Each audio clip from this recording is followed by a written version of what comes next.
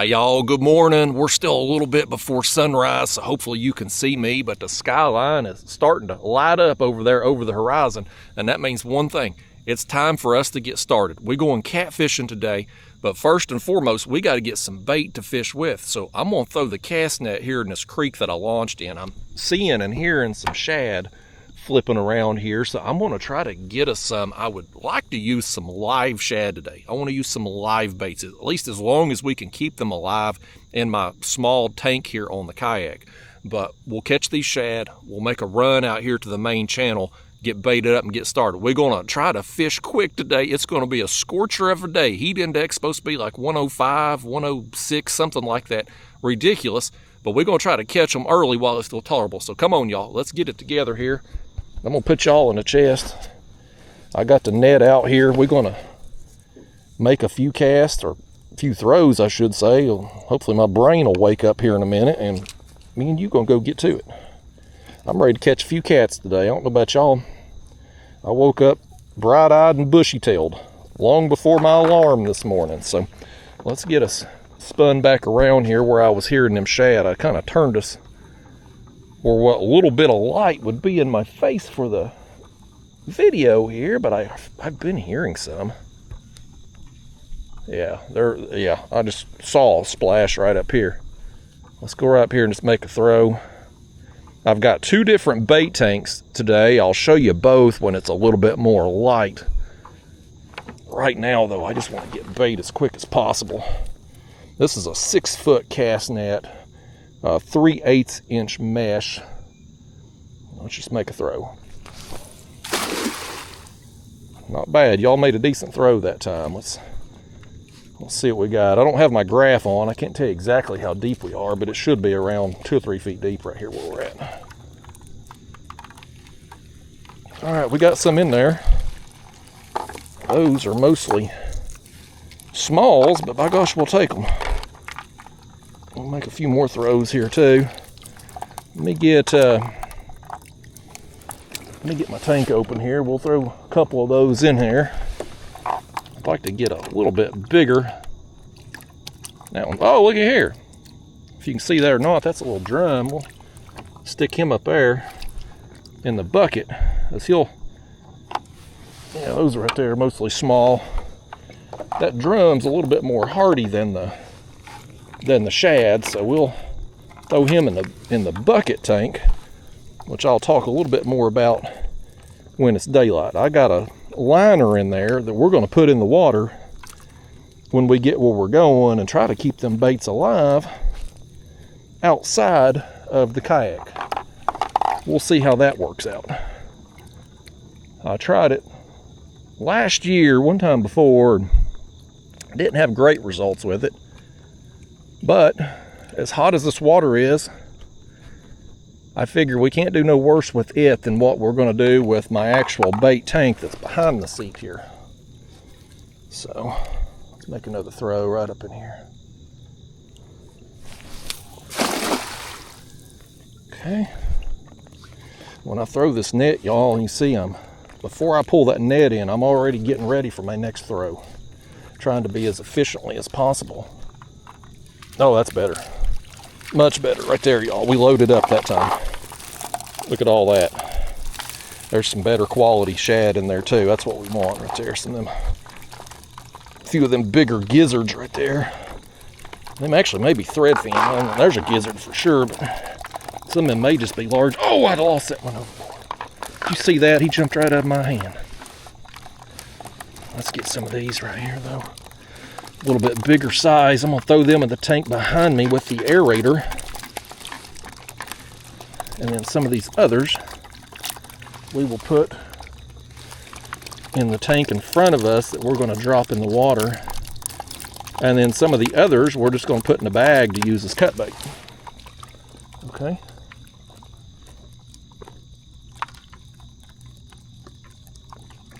Okay, let me hold on a second, y'all. Bear with me. Couldn't get the aerator going. Is the battery dead? Y'all didn't charge the dang aerator? Okay, there it goes.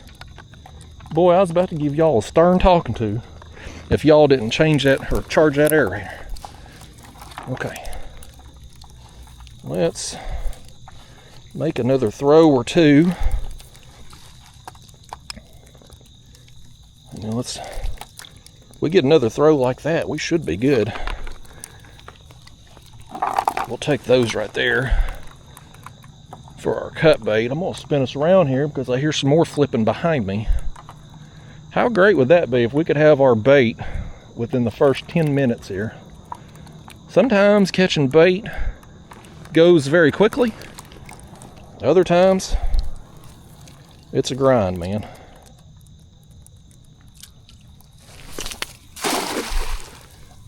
Throw. Again, I'm going to go ahead and just kind of coil my rope up here in the hand as I'm pulling it in. That way we're ready for the next throw if we need to make one. Oh, we got another net full right here, y'all. Look at that.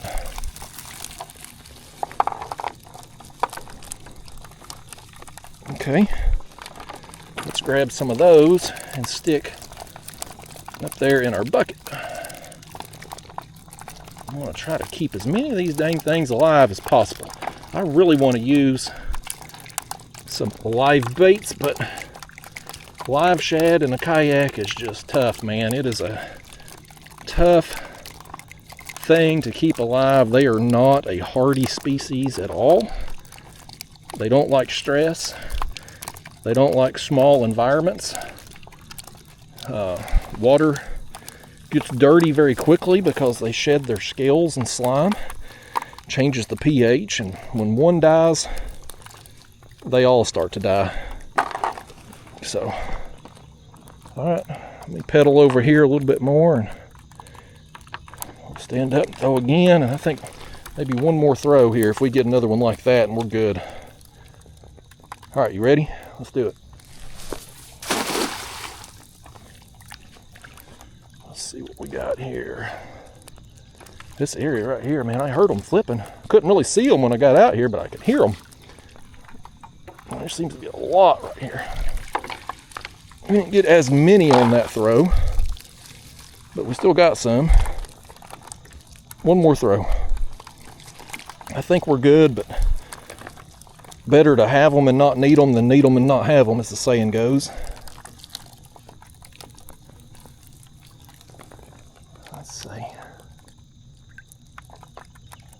Yeah, let's just go ahead and throw right here. Another nice throw by you all. You're doing a good job throwing the net this morning. I'm proud of you. Oh, let's see what we got one more time. Yeah, oh, we got some better ones there. Nice. Nice, y'all. Let's go get to it. Get them out. Here, let's set this net up here in front of us. Okay, y'all, look over there on the floor, man. That's a nice one right there. Okay, I'm gonna pedal out here. I'm in my Hobie Lynx kayak today. Lord, hold on. Y'all had some water on the screen there. I'm in my Hobie Lynx pedal kayak today. We're going simple, basic setup. 2 rods, 2 rod holders. I got a basic graph here. I haven't turned on yet, and pedals. But I'm just gonna hoof it out here to the entrance of this creek. Actually, I'm gonna go right above it, and then we'll drop our baits down and just go for a drift today. This section of the river is kind of shallow. We're gonna have depths in the 20s, mid-20s today.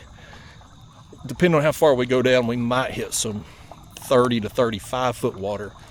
But lately, my better fish have been coming 20, 25 feet deep, if I get my words out. And I've been fishing flats adjacent to deeper ledges, right? And catching those fish 20, 25 feet. I'm curious to see what's going on a section of the river that the max depth is 20, 25 feet, or on down the next bend about 30, 35. I'm curious to see what's going on here. So we're gonna get out here and try it. So anyway, I'm gonna turn the camera off for a minute here while I hoof it out here to the channel, and then we'll turn it back on again and just go unedited, uncut.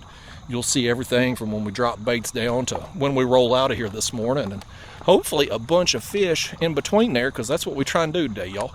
Blues, flatheads, bonus catch like a drum or striper, I wouldn't turn it down.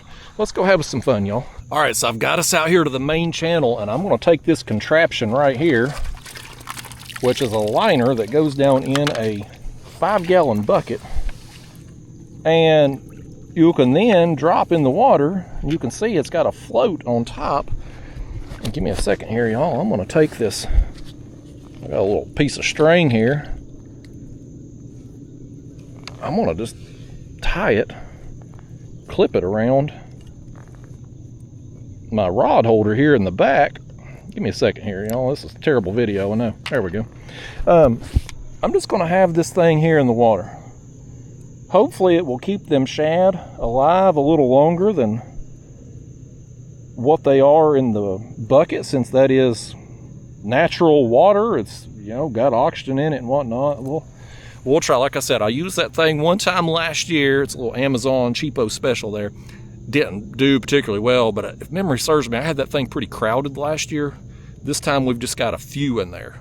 We'll see how that goes, but I'm gonna get us started with these that are in the tank. This is a little 7-gallon Ingle back here.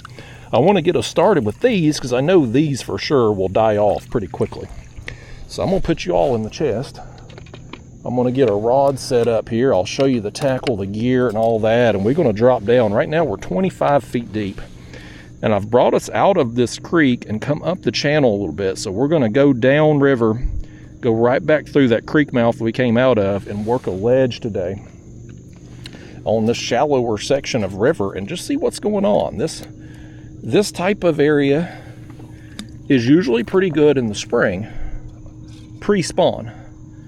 We're here now in August, post-spawn, so I don't really know what to expect today, but we ain't gonna know anything until we try. So let's get this one on. This is one of our smaller ones here, but he was at the top of the tank, so we're gonna roll with him. This is a little number 1 size shiner hook. I'm just gonna go right between the eyes. Right there, okay. So number 1 size shiner hook, 15-pound fluoro, swivel, a little 2-ounce egg sinker, a little downsized Carolina rig basically. We got 15-pound braid, and this is a light tackle catfish rod from Catfish Sumo. As we've got our line wrapped around our rod, of course. Every time I go talk to a dang camera, something's amiss right there, but let's send it down. I'm gonna drop it down to the bottom and then raise it up so that shad will be kicking around down there just off the bottom, within a couple feet of it. Okay, got that one in the rod holder. Now let's try to find one of our better shad here if we can. Let me see, I thought I had, this one right here will do. Grab him.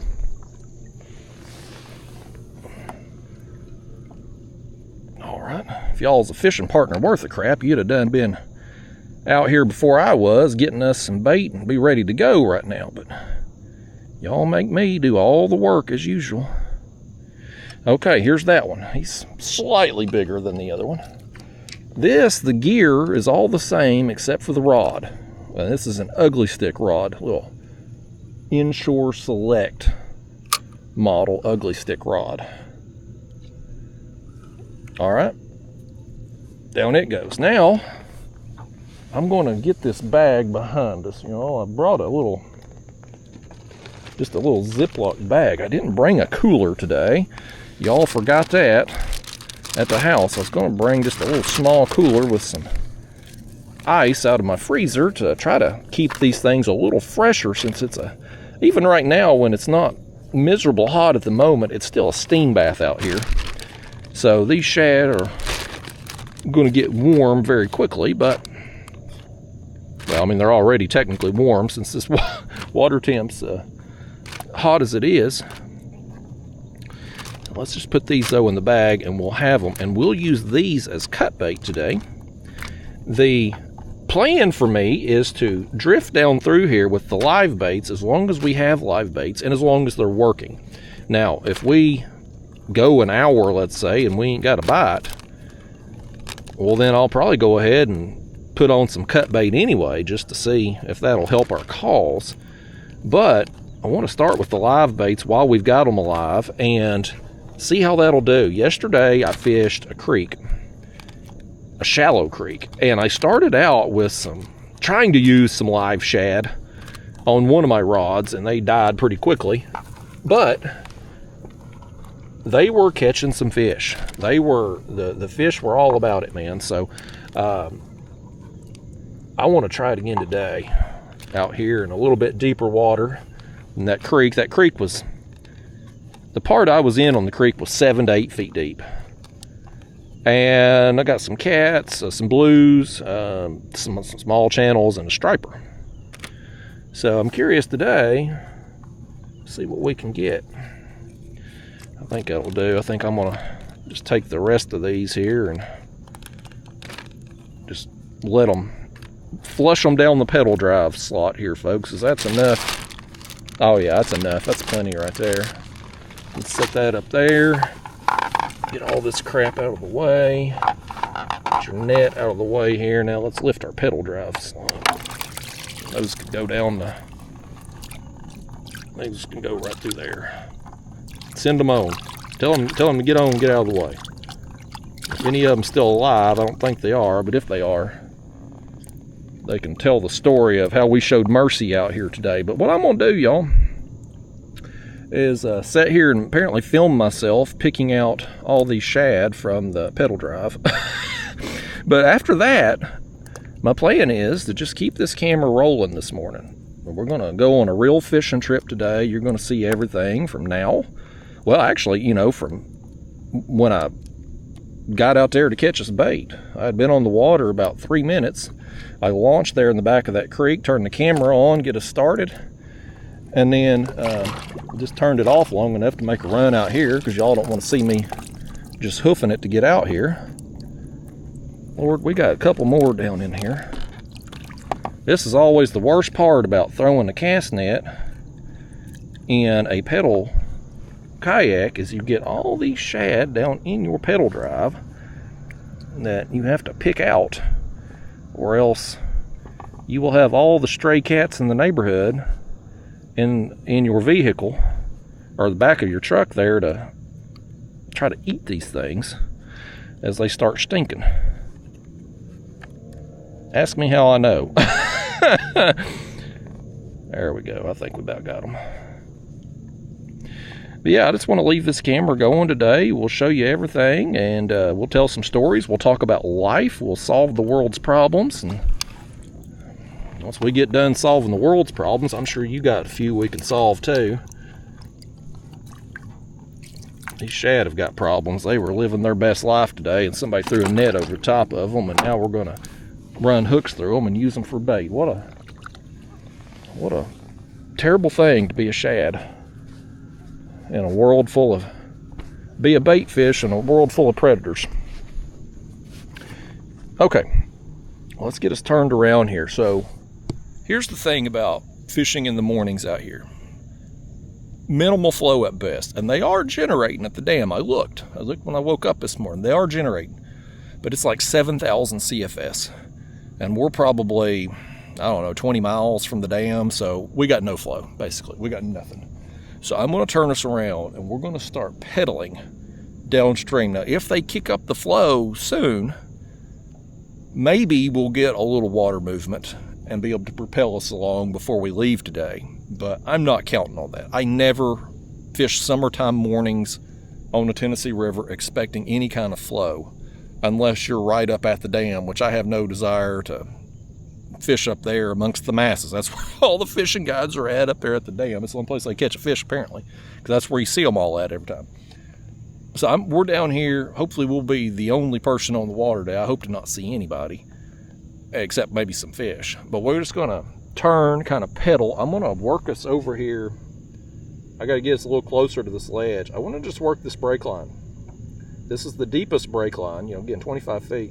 But I want to work that edge down through here and just try to hug it and see if we get some fish working up and down this channel today. That's what I'm hoping. I'm hoping that some fish are going to be on the move, or possibly even kind of staged up here in front of this creek. that creek that we just come out of, man, it is absolutely loaded with shad. Back there, probably 2 or 3 feet deep. And again, I didn't have the graph on at that point. I didn't really need it today. I could hear so many shad flipping, I didn't need it. Oftentimes I'll take that live scope. I have it on a portable box. And so if I'm going out just specifically to make a bait run, especially if I'm looking for larger shad, then I'll take that live scope, and then you can kind of see what's in front of you, see exactly where you're throwing, get an idea of the size of the bait, etc. Today I didn't really care what, ooh, that was a big splash right down there. I didn't really care about the size of the bait so much today. I mean, I'd like to have some bigger shad, but it wasn't the ultimate goal. The main thing was just to get some and try to keep them alive.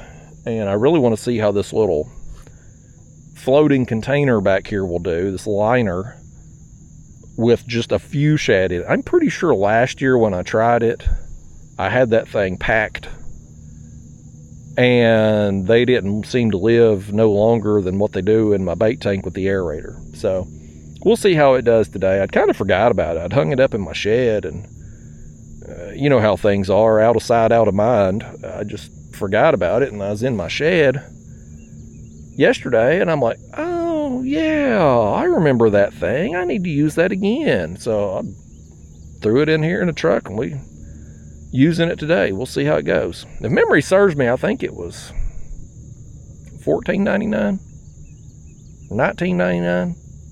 It was fairly cheap, but again, it's just a mesh bucket that fits down inside a 5-gallon bucket. So in theory, if you're in a kayak or small boat, something that you don't have the ability to have a giant bait tank, you could hopefully keep them alive in a bucket till you get where you're going, and then drop them in the water, and then you've got, I mean, just natural water there with plenty of oxygen in it for them, and not going to have all the toxins build up, the ammonia and stuff like that as they poop and shed their scales and slime and things and whatnot. So in theory, it's a good concept. In reality, how's it going to work out? Well, we'll see. That little drum that's in there, though, now he should do okay. Drum are a much hardier bait. Shad, fragile. Skipjack, probably the most fragile of fish, although I can't really catch them anymore anyway, so it don't matter. But the drum will stay alive, so we'll probably use him toward the end of the session today, just because I know he will probably be the last remaining survivor, the last one standing, if you will. So we'll save him for later on. But these shad here, I mean, the ones on our hook should do pretty good since we got them down there pretty quick.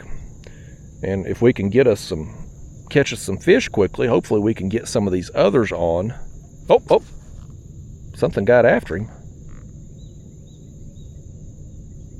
He was swimming for something, wasn't he? All right, that's a good sign.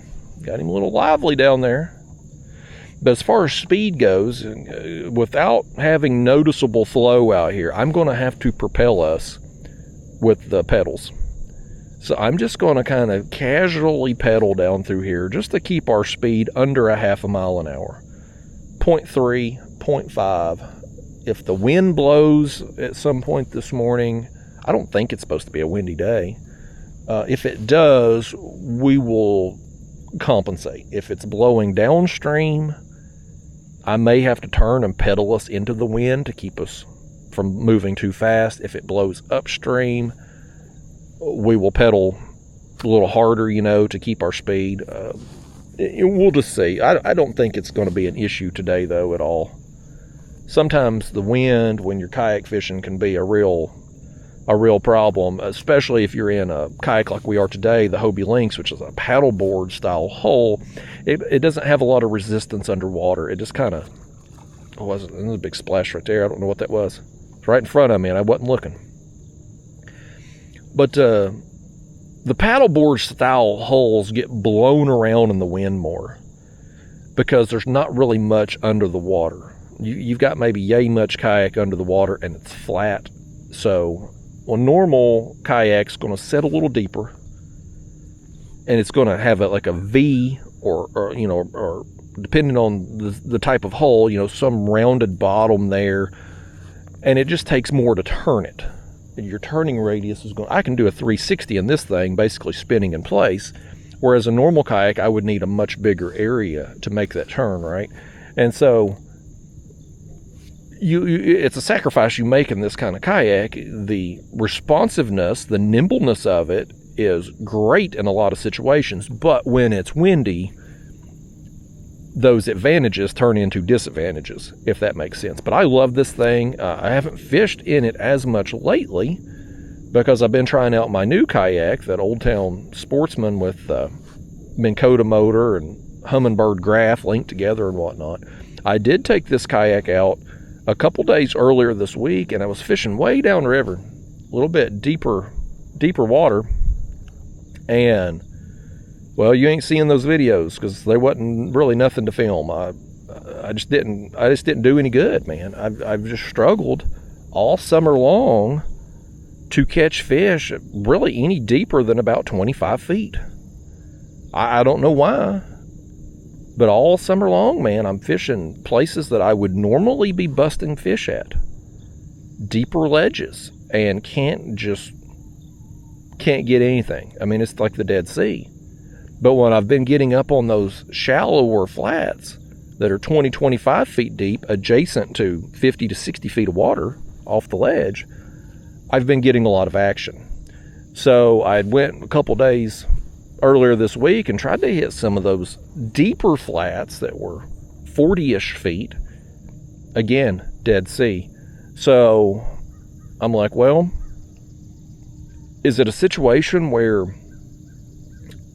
the fish are around that deep water, but they're up on shallower structure? Or is it just that depth that they're really after?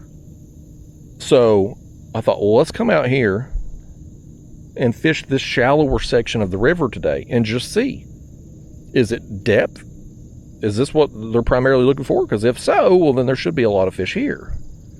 And if not, then we'll know, okay, it's something to do with that particular depth that's close proximity to the deeper water. But I fished, so yesterday I launched in this creek and then fished another creek with the intention of throwing out some live baits for the cats while also fishing for some carp and buffalo. And that should have been the last video for regular viewers. Everything goes in sequential order, although there may be one caveat to that, one exception, because I have another kayak that I'm supposed to film. It's been a pain in the ass dealing with the company that sent it, and I'm waiting on a part for it. When that arrives, I'm going to have to very quickly film a video with that kayak and get it out. So that video would post out of sync probably, because I'm about a week and a half, 2 weeks ahead on videos right now. So anyway, but bottom line is that carp trip that was carp fishing gone wrong, really, because I didn't catch any. I had 2 runs and then caught all catfish and a striper and a couple turtles beyond that. But nevertheless, I was in another creek from here and was catching all them cats. Shallow. Now, water was up yesterday a little bit because we had had some rain the night before. We'd had some storms come through, actually the last 2 nights. We had some more last night too, but they didn't really hit my area. At least not at my house anyway. It didn't rain there. Thundered off in the distance, but never actually rained. But the previous 2 nights, if you were around those storms, you got monsooned on. Like, they were small but intense. And so yesterday, that creek we were in, the water was up. There was some water moving out of it. It was real muddy. The water was high. And there was some cats in there. Now, have they been in there, or did they just move in there to maybe take advantage of the access some places they can't normally get, or maybe a little bit cooler water in there? I'm sure, I didn't have the graph on yesterday, but I'm sure the water temperature was a few degrees cooler. It felt cooler when I'd wash my hands off and stuff. And actually, surface temps out here on this stretch of the river right now is significantly cooler than what it has been down on lower end of the river. So we'll see how it goes today, man. I'm curious. I'm real interested to see what's going on this stretch of the river. I don't normally fish the shallower sections of river this time of year because it's mostly a spring and fall type thing when fish are kind of more in transition. In the hot summer months, June, July, August, into September, usually fish, I'm catching them, busting them on deeper ledges. Well, this year being kind of an anomaly, and I'm not catching them that way, I'm like, well, hell, maybe the shallow section of the river will pay off. Hell, maybe it'll pay off every year. Maybe I've kind of been rigid and set in my ways, and I know every summer I can go get fish on the deeper ledges, so that's just what I do. I don't spend a lot of time fishing in shallower water. Maybe if I did spend more time on even normal years where you still can get bit at the deeper depths, maybe I would do good there too. I don't know. I got a lot of unknowns. Every time I think I figure out a little something about fishing, I realize I really don't know diddly poo-poo. And, I'm just kind of back to square one. I can't say it really, some days it does kind of break your confidence a little bit when you have expectations and then completely flop. But, I mean, overall, like, I've had enough success historically to kind of know where I can put myself in a position to win on any given day. But even though you got history and experience telling you, like, okay, I can maybe go fish this type of place at this time of year and have success, you can't ever get away from the fact that maybe, yes, what you're doing will work, but is it going to work the best? Like, just because you're having some success and getting some of the results you want, it doesn't necessarily mean you're doing things right. In fact, sometimes you can be doing just good enough to maybe keep you from doing what you should be doing. And maybe it's kind of a hindrance, because if you weren't doing any good at all, then you'd be more likely to switch things up. But if you are catching a few fish and getting some results, you're more likely to stick with it and then maybe blame other excuses. Moon phase, water conditions, weather, cold fronts. Pick the excuse us fishermen use on days where we're not catching a bunch of fish or catching big fish, whatever. There's always an excuse to be made. You can always rationalize something in your mind. But it may very well be that, yeah, what you were doing was working, but the bulk of the fish were somewhere else, or at a different depth, or wanting a different technique or a different bait or whatever. So at the end of the day, you just got to try to control what you can control. And in our situation out here today, so we hit the water with absolutely no bait with us. We throw the net, and thankfully was able to do that very quickly. 10 minutes, and we had plenty enough bait for today. But we only got one type, well, two baits technically, because we got that drum too, but mostly shad today, right? Like, that's our bait. That's what we're rolling with. So if these fish are wanting something else, tough break. They can have shad or nothing, because that's what we got to offer. As far as technique goes, well, I want to suspend fish today, and that's what we're going to do. Come hell or high water, me and you, we're going to suspend baits today. So really, the main thing that we're going to control out here this morning is speed. And, well, I mean, we'll control our depth. We'll raise and lower our baits as need be to keep them just off the bottom. But that's the main thing at this point we're going to be able to control, is just our speed. And when I'm suspending baits like this, I don't want to go more than a half a mile an hour. If I'm dragging, I can go quicker, because that bait the sinker's on bottom, you just let out more line or put on a heavier sinker, whatever, and you can keep it down even at the faster speeds. When you're suspending baits, the only way to really keep your bait down is to add more weight. And then even if you do that, your bait behind your sinker and the leader there, it will still come up and it'll start spinning. So really, you got to move slow. 0.5 is about the fastest I want to go. Now, if we have current flow and we're drifting with the current, that's different. That's different, because then we can keep everything vertical and just go at the current speed. So in those situations, I'll suspend drift up to 1 mile an hour in those situations and have success. But if we tried to just troll down through here at 1 mile an hour with these suspended baits, we're going to have a real hard time keeping them at the depth we want, and the baits are going to be down there just like a helicopter spinning. So anyway, we'll control our speed, just try to casually move down through here. I'm going pretty slow right through here because we're right in front of this creek. And I want to see if just anything happens to be around. Now, it looks like, look, you look over here, and you're like, man, Justin, that ain't the creek mouth. You're a long ways from the creek mouth. The land ends way over there. Well, it does now. But you have to think back to what this would have looked like before they built the dams and raised the water up. So back in the day, the Tennessee River, which I'm on today, it used to be a naturally flowing river. Now it's a series of reservoirs. Water come up. So back in the day, when this was flowing natural, that creek would have dumped out right here where we're at. So, and you can see it, on the graph, you can see the drop. Like if we move over to the right, we're going to start going up really quickly into that creek. So I'm just going to work that edge right down through here, all the way down river, the old original river channel. Now, how much did the water come up when they made the reservoir? That I don't really know. I need to look that up and just see. I'd be curious on that. But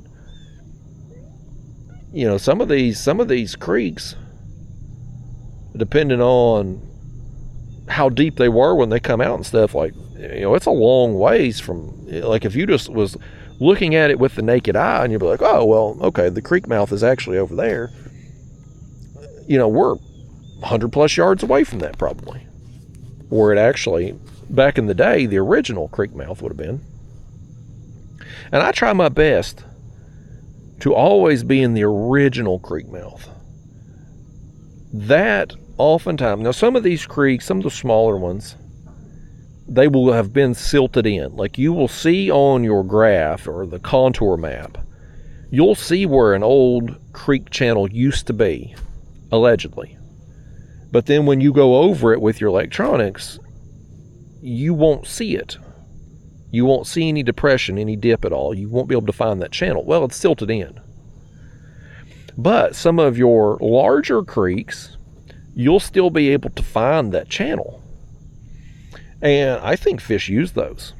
When they're going up and down these ledges and they're living in a world where everything's the exact same, and suddenly they come across something that's different, well, they'll either pause right there, hang out a little bit, or they'll follow that trail, that old creek channel. They'll follow it like a trail up to shallower water that's stacked with food. A little buffet for them. It's like you being a human, you're driving down the interstate, right? You're going point A to point B down the interstate, and you get hungry. What are you going to do? You're going to pull off on an off-ramp, go get you something to eat, right? Well, as these fish work up and down the channel, these creek mouths are kind of like an off-ramp for them. So you got to think of it like that. And so they'll follow them like a path. And often the reason why I think that is these creek mouths and creek channels that aren't silted in, they will oftentimes be a different bottom composition. Like you might have, say, a mud bottom all the way up through here, and then you get up to one of these creek areas that's been washed out, originally washed out, and it might turn into rock. And anytime you've got transitions like that, from like a mud bottom to a rocky bottom or rock to whatever, you know, those transitions will oftentimes hold fish too. So that's something to kind of keep an eye on. Sometimes there's been times where I've anchored right in areas where I know you're going from mud to rock. And you can usually figure that out. You don't need electronics to figure that out. You can use your eyes and see it on the shoreline. What is above is below, as the saying goes. So if you're working your way down river and you're seeing an area that's the shoreline's just red clay mud over there, and then all of a sudden the shoreline just turns to rock, bluff wall or something like that, like, well, you know, below the water it's turning to rock too, as we got some white bass or something over here busting, either white bass or largemouth. You know, a little action here first thing. We're still right here at sunrise. It'll be popping up over here in that direction shortly. I wanted to get on the water early today, man. It's going to be, we've got a little heat wave going on right now. And air temps today, it's supposed to be 90 something, but the heat index, what it feels like because of the humidity, is supposed to be well over 100 degrees. 105, I think yesterday was 107. It was miserable, man. So I want to be on the water here early, and we're going to fish till probably 10 o'clock today. And me and you, we're going home to the air conditioner. Well, I'm going home to air conditioner. You stay out here if you want to. This old boy's going home to the AC. We'll go home and play some Mario Kart today or something.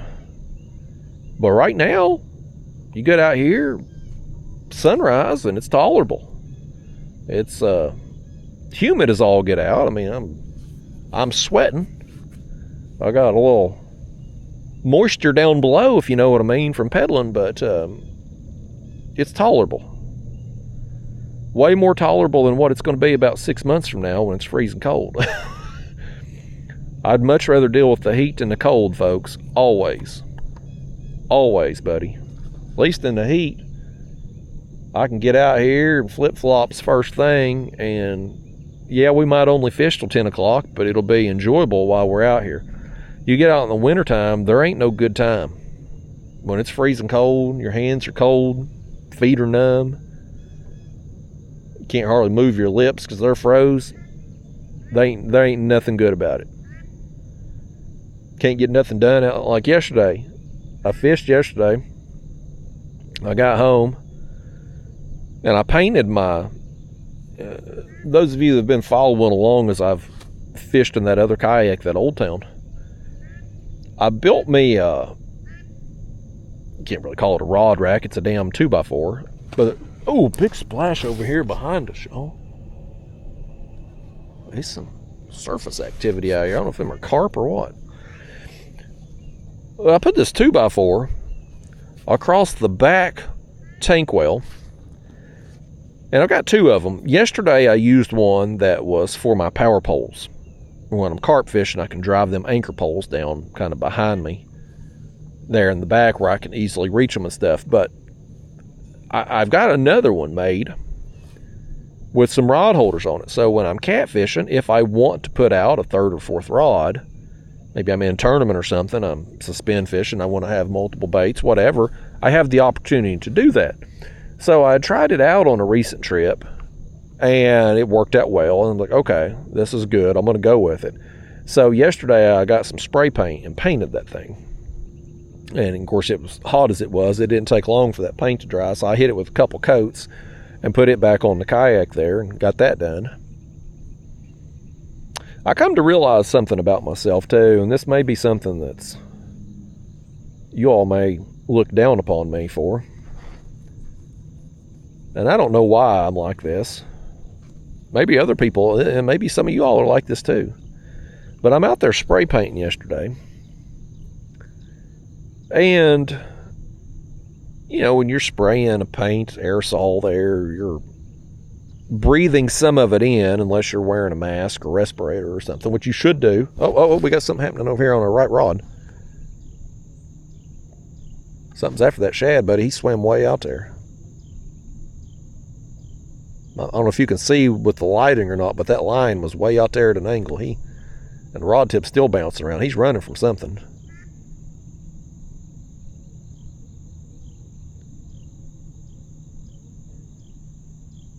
Almost wonder if something ain't actually got him and just ain't.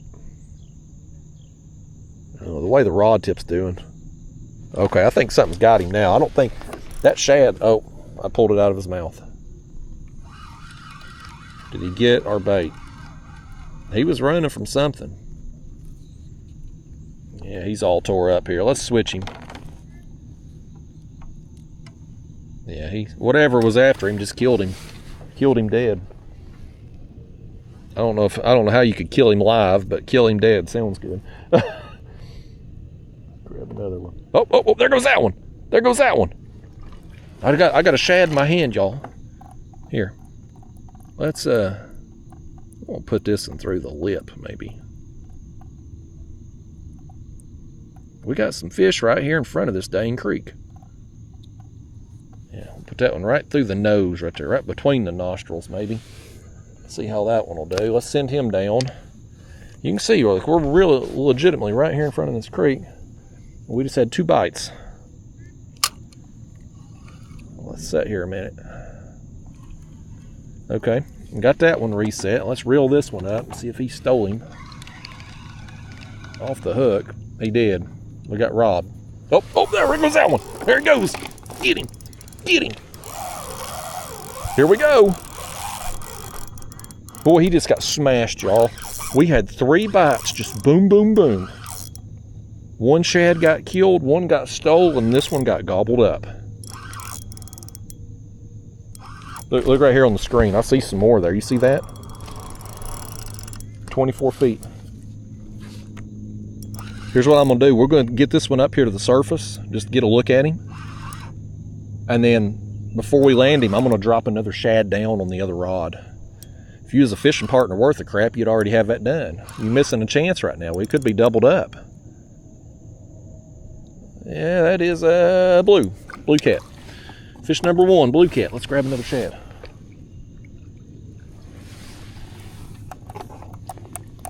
Here, get our hook here. I'm gonna do this one too. I'm gonna probably do him like I done the other. A lot of people like hooking them through the eyes. I seem to get more foul hooks that way for some reason. I like kind of going in that upper lip, out a nostril or between the nostrils like that.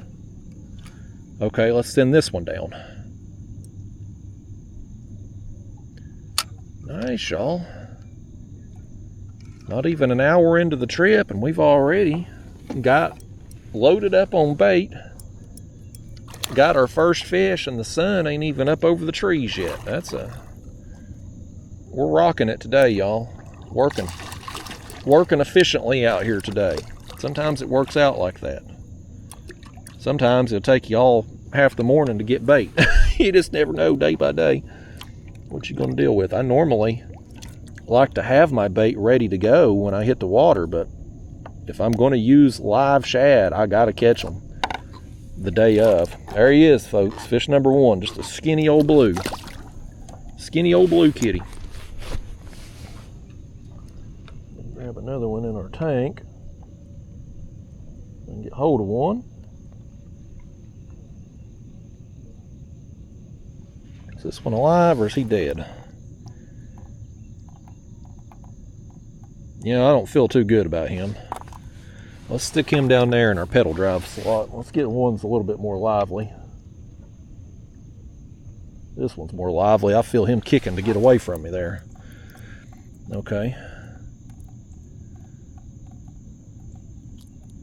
There we go. Yeah, he's a little bit more lively right there. Let's send him down. I gotta work us a little bit closer over here to this edge. Get back on them fish, but I'm gonna get reset here first. All right, y'all. Hey, he wasn't no monster, but fish number 1, it was exciting getting all them bites right there. Just boom, boom, boom.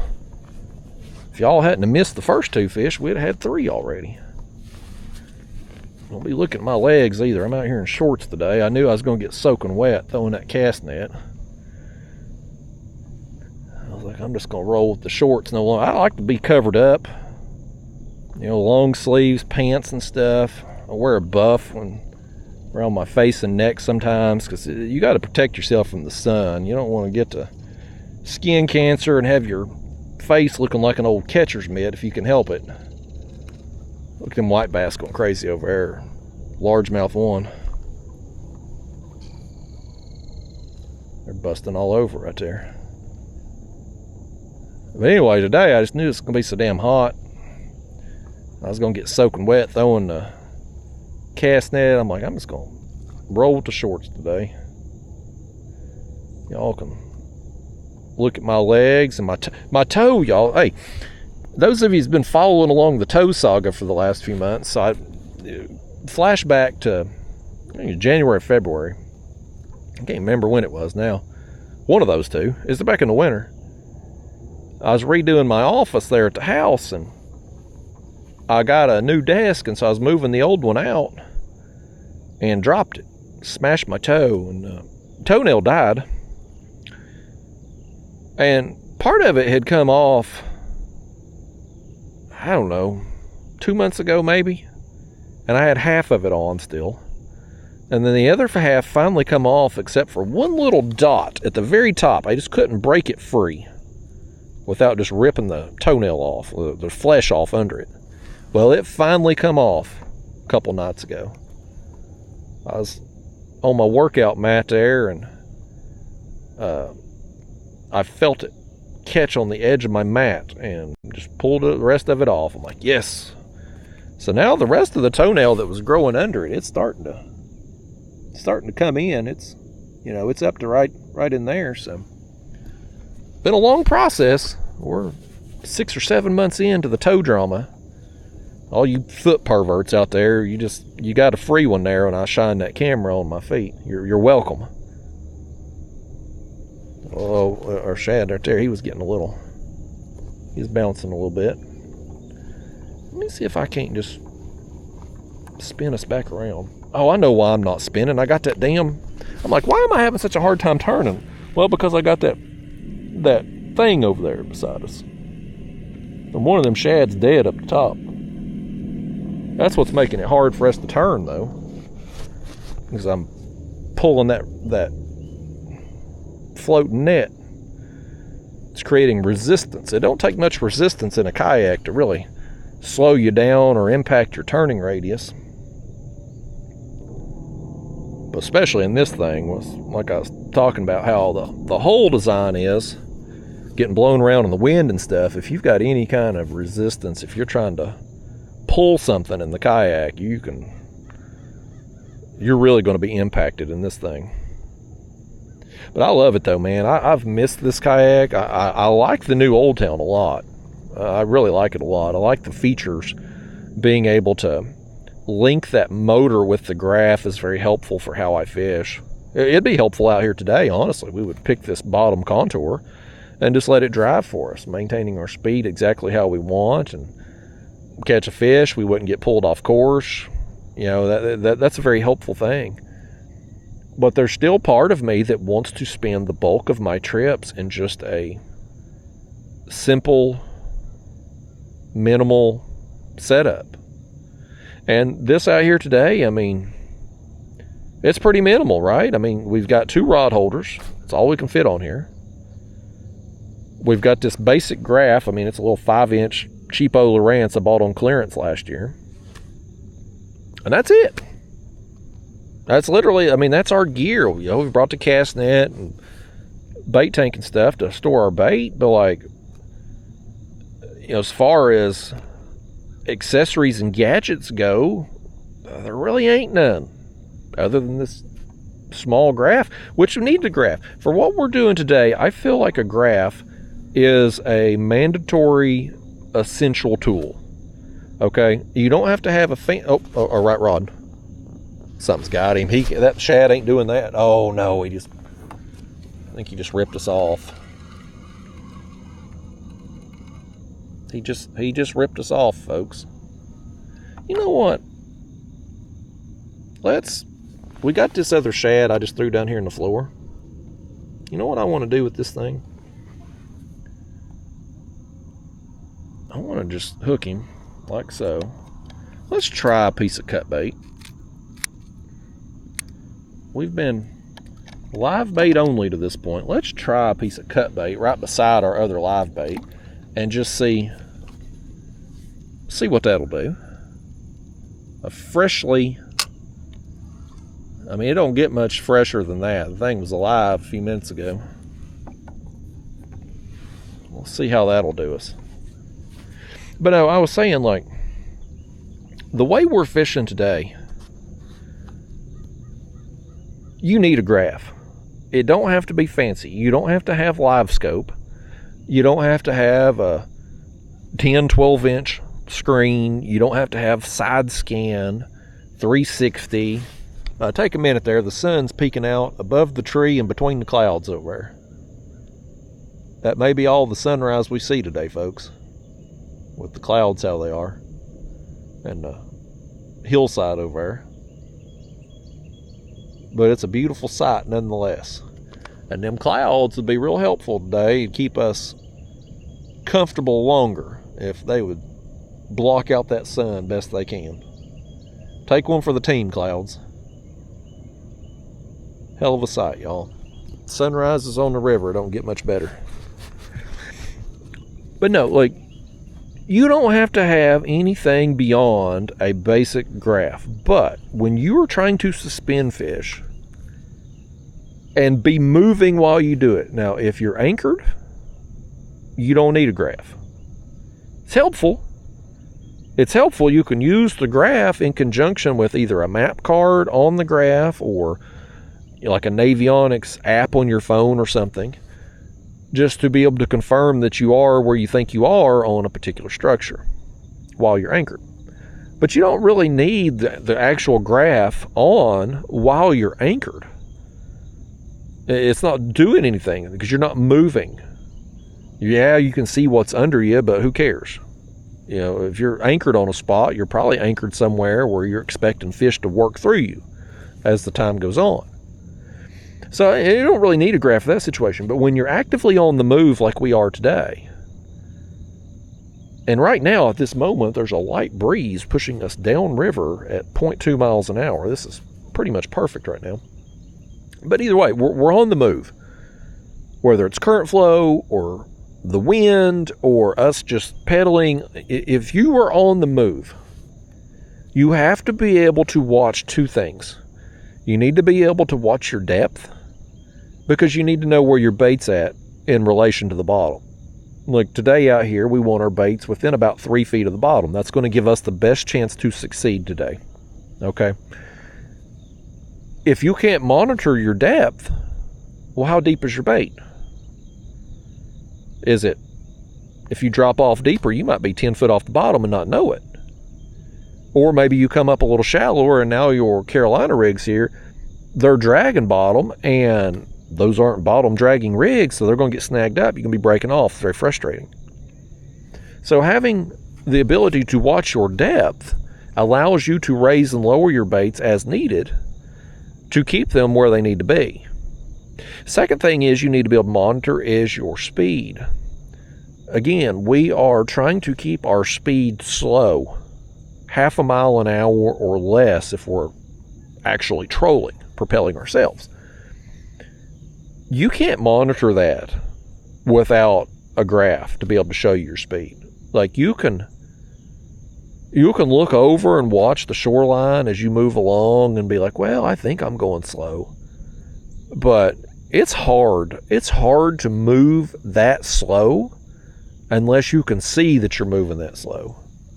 Like it really is. There's been plenty of times where we're in a situation like we are today and we don't have any noticeable flow and I'm pedaling and I daydream or let my mind wander or whatever, and you think you're still moving slow, and then you look down at your graph and you're like, well, crap, I was going 1 mile an hour, 1.5 miles.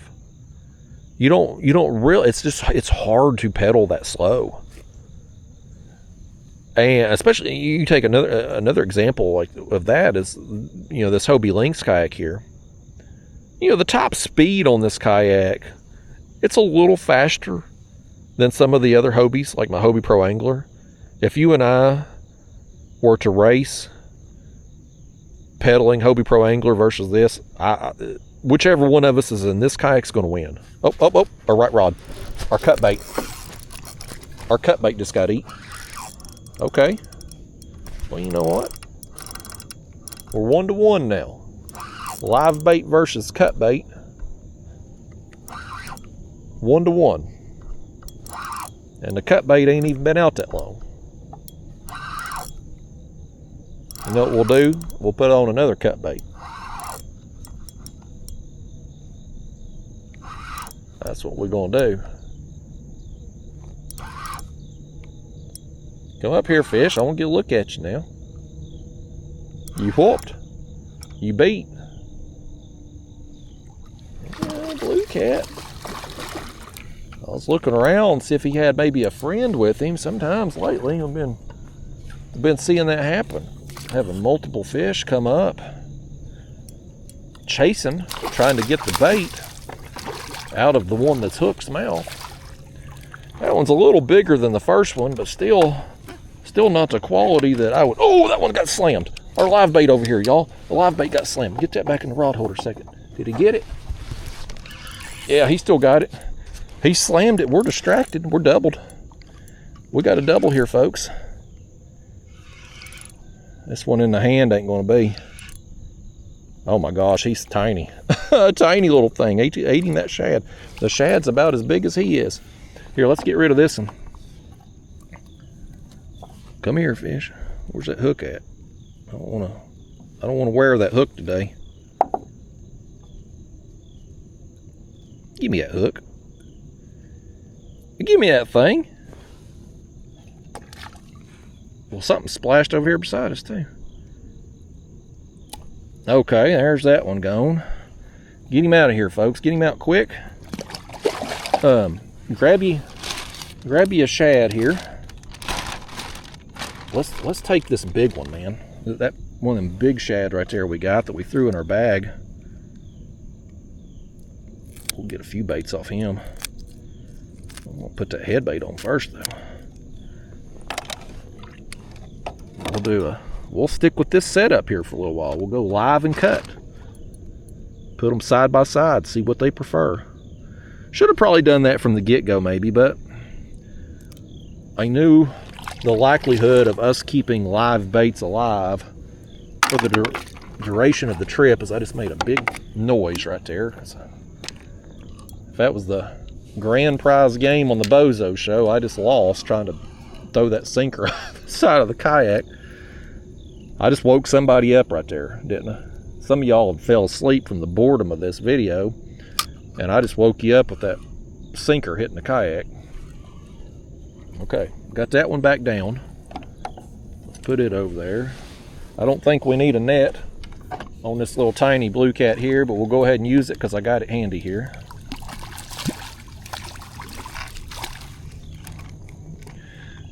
This fish here had a big appetite. He said he's been working out. He's trying to get big and strong, and he needs some extra calories today, so he got him that shad that was dangling down there. And you can go on, fish. Go on about your day now. We'll take it from here. Yeah, that one there, he's dead and gone, folks. He's no longer with us in this world. Let's see how our container here is doing. Are they all dead in there? Here, bring it over here. We can get a better look at it. No, something's alive in there. Well, our drum's alive. Here. Yeah, he's still kicking a little bit. Let's try one of them. Them shad don't appear to be doing very good in that thing though. Okay, let's send him down. Yeah, he's alive and wiggling. Let's drop him down. But no, I was saying, before that fish interrupted, like this kayak here, top speed of this kayak ain't going to be much faster than your other pedal kayaks, right? But if we were in a race, me and you, my Hobie Pro Angler versus this, whoever's in this is going to win. It's going to be a little bit faster speed. But the big difference in this kayak versus the Hobie Pro Angler or Hobie Outback that I had a few years ago, this kayak, the acceleration is better. Like the top speed isn't too much more than those kayaks' top speed, but the amount of pedal strokes, the energy required to get you up to speed is significantly less in this thing than it is in those. So again, when you're trying to go slow, to pedal very slowly, something's after our head bait over here. But when you're trying to go that slow and you have a kayak with fast acceleration, it's just hard. It's hard to do it. So you need that graph with the speed on there. You know, some of these graphs, basic graph, won't have any kind of GPS in there, and you won't be able to monitor your speed. If I was you, I'd spend a little more. And you can get, I mean, a cheap graph, man, with GPS function to show you the speed. Like, they're not much. You're going to spend, I mean, this thing here on clearance, I think it was $200 maybe, or $300. $199 or $299, I can't remember. Now, I did end up buying a map card to go in it, extra. But to get you started, like if you were just rigging something out and trying to get on the water, just the graph alone would have been fine. And that was buying a brand new one, just on the clearance there at the Bass Pro. You find that same model or something comparable to it used, get on the marketplace there and look around, you'll find that $100 probably, $150 maybe, and have everything you need. So I would encourage you, if you want to suspend fish and you want to do it while moving, drifting, trolling, whatever, get you a graph. Again, I'm not saying live scope. I'm not saying you need side scan or 360 or whatever. If you're watching this video 3 years from now, hell, who knows what kind of technology will be out at that point in time. You don't have to have all that to catch fish with, folks. You don't. But there are some things that you do need. Basic tools, and I feel like if you're going to try to suspend baits while moving, a basic graph is a tool that you need. But I mean, you know, this one here, 5-inch screen, it doesn't take up much space. It doesn't draw much battery. I've got this one. I've got it mounted to my cup holder here where I keep my tools. I got gulp minnows, scissors, pliers, forceps there when I'm ultralight fishing. I got it mounted right there to that cup holder. And the wires, there's another shad too you missed. The wires go from back here. One wire goes under the seat. That's to the transducer. There's a transducer scupper right under my seat. And then over here, I've got this little bag, and I've got my battery for the graph in here. It's just one of them little Nocqua batteries, about the size of a little bit bigger than a baseball, 10 amp hour. But that's all you need, and that'll power that graph. I charge that battery about every second or third trip, because that graph just don't pull much juice. Oh, that's gonna pull though. That fish is going to pull some juice. I think that's a little better one. That's a little better one right there, folks. He's got us spinning. This is what I've missed about fishing out of this kayak, buddy. This right here. Getting spun around every which way. I need to loosen my drag a little bit. This is what I love about this kayak. Just getting moved around all over creation.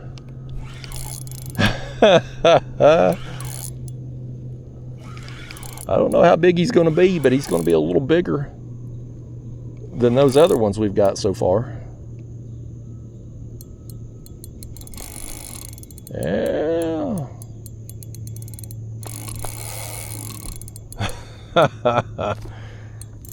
Worth getting up early for, folks. Like I said, I woke up before my alarm this morning. It's getting daylight later and later. We're losing time every day now.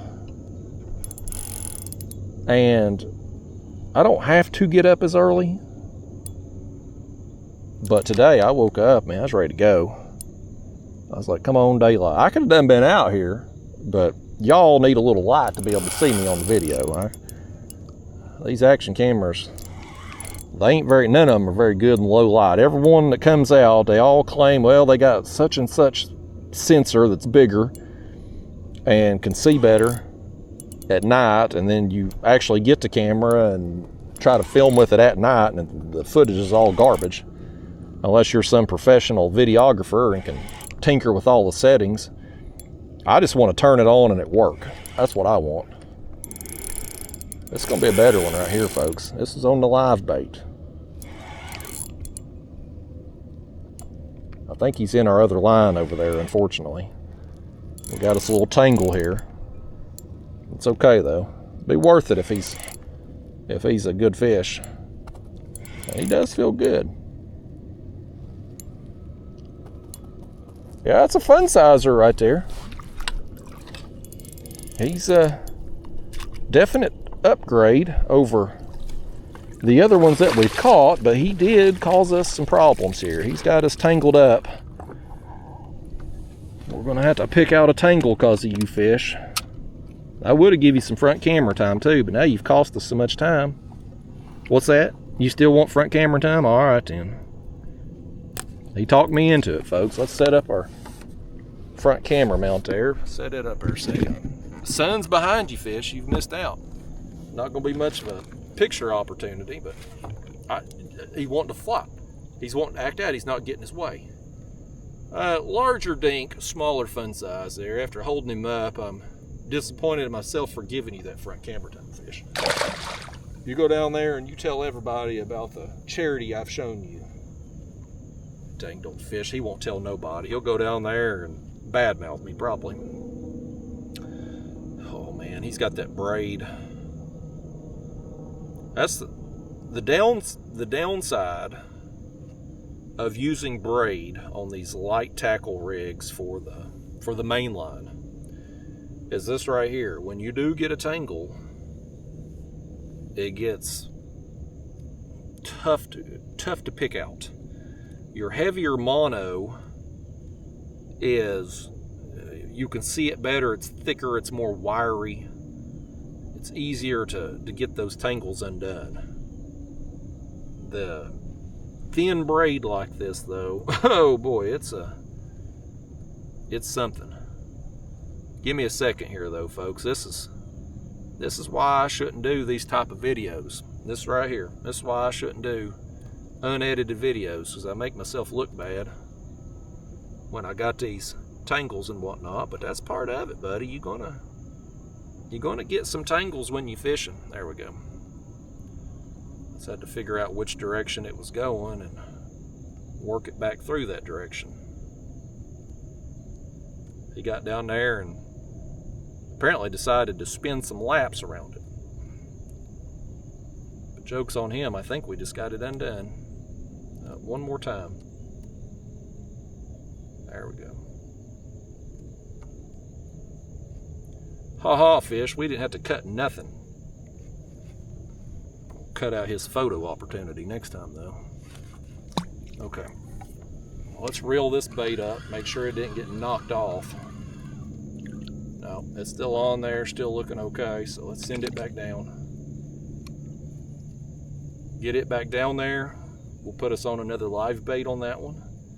And then I got to work us over here. The wind, the light breeze, not really affecting our fishing in a negative way, but while we're fighting that fish and getting pulled a little bit, it has moved us off of the ledge over here from where we want to be. Let's grab us another one of these tank here. Okay. I'm gonna get hold of him. Calm it down there, Shad. Save that energy. I'll go right right through there. There's our next bait, live shad, going down. Getting some fish. We ain't got no monster yet, ain't got no flathead yet, but we're getting some action in here, so we're gonna stick with it. I just gotta get us, I wanna get us back over here a little closer to the sledge. There could be some fish out here in the middle, could be. But I always feel better about working the contours, so. Get you all back over here. Get you all here in the chest, and we'll turn around. Best we can anyway, pulling this thing here, this contraption behind us, which I don't think is really keeping our bait alive any better than the tank. In fact, let's pull this thing up. Is any of them still alive other than the drum?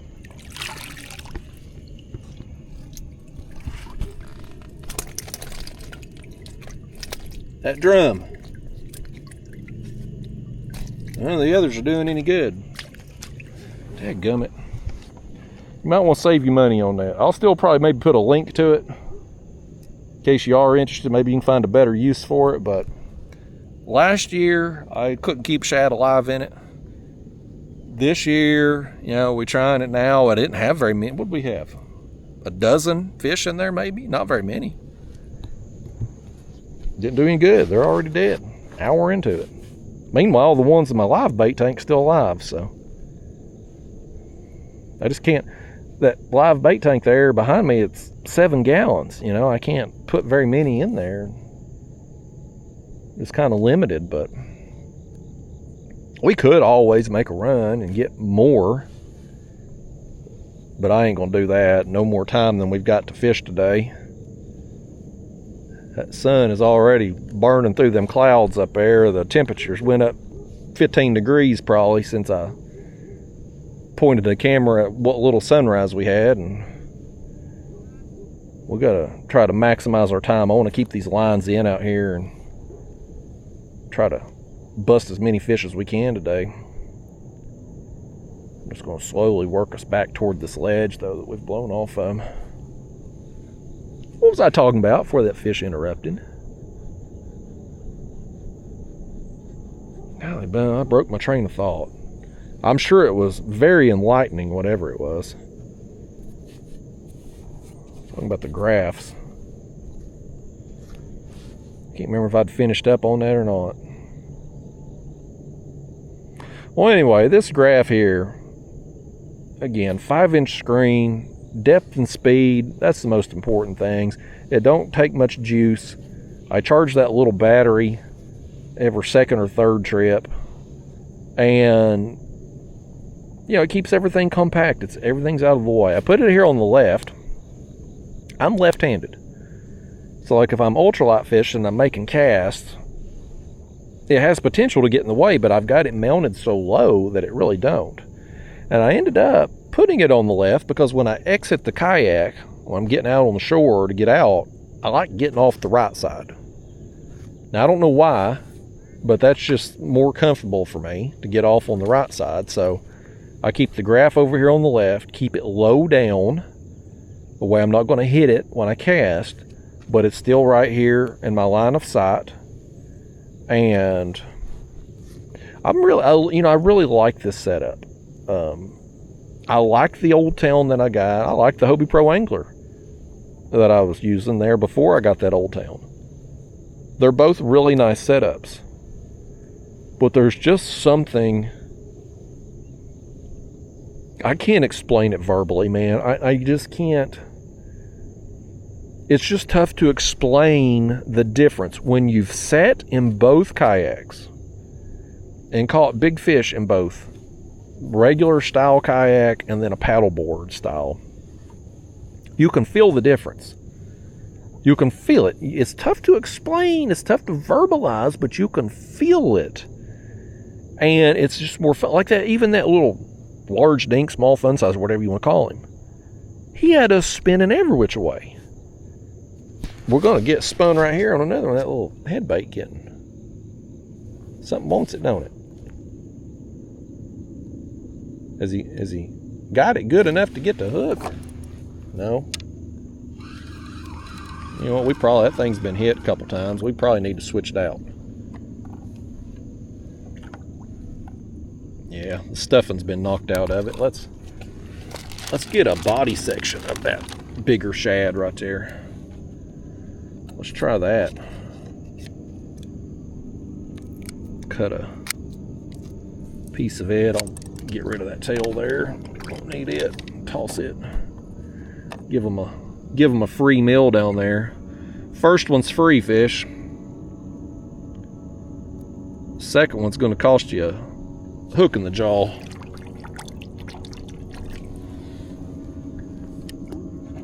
Tell you what I'd like to do too. Since all them shad in there is apparently dead, we might as well move that drum to our bait tank and then just put that contraption up. That way we can turn when we need to.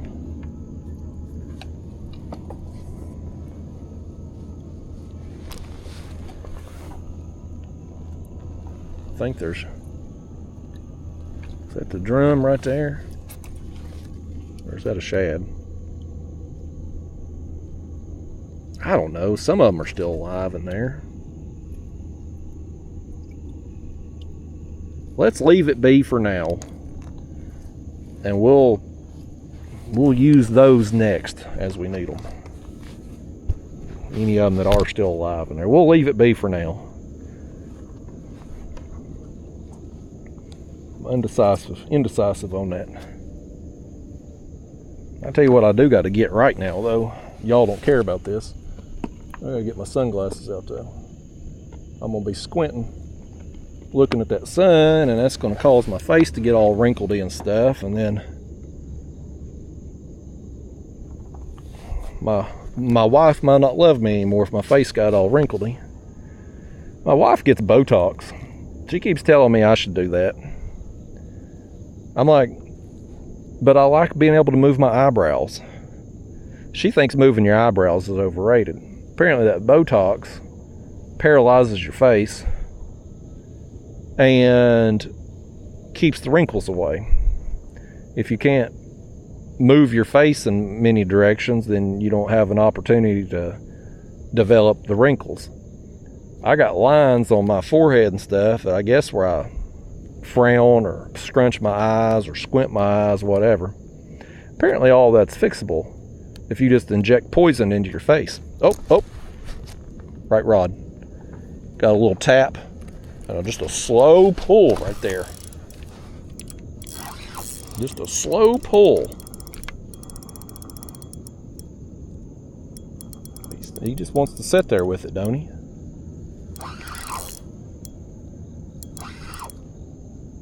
I felt kabomp. Just feel him inhale it.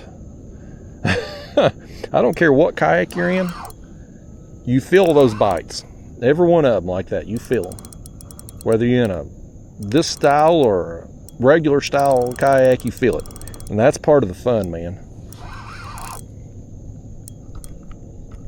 He's a blue. He's rolling every which way. Or a channel. No, it ain't either. That's a flyhead. I thought it was a blue. I thought I felt him rolling. Oh, we got a flatty. A little flathead. He ain't very big, but I mean, it's a flathead nonetheless. On that shad body section. Ain't that something, folks? Ain't that something? You got a live bait a few feet away from the cut bait. And you see right here what the flathead chose. Although I have gotten some flatheads on the live bait recently. Recent trips. Busted one on a yellow bass. Live yellow bass the other day. This flathead ain't very big, but you know what? I'll give him a little front camera time. Why not? Feeling generous out here today. In a good mood today, flathead. See if we can get you in the light right there. Nice. Little old thing. It acted like a flathead bite when he inhaled it. I felt that. Kabonk. But then I thought he was rolling. Fooled me. Fooled me, flathead. All right. I'll fist pump it. Nice fist pump flathead right there. nice to see some more flatheads, man. I was on a slump of flatheads for a while, but I've been getting them again here recently on some trips. Just about one. Well, I didn't get any yesterday, and of course I stunk it up in 2 trips early in the week. But last week I'd gotten like 1 on each trip. So definitely seeing a little bit more flathead activity. Actually, you know what? I'm gonna this one here, the bait that the flathead eats, still got all the stuffing in it, and it hadn't been down there very long. Let's just send it back down. No reason to switch it out, and we still got everything we need to catch a fish in it.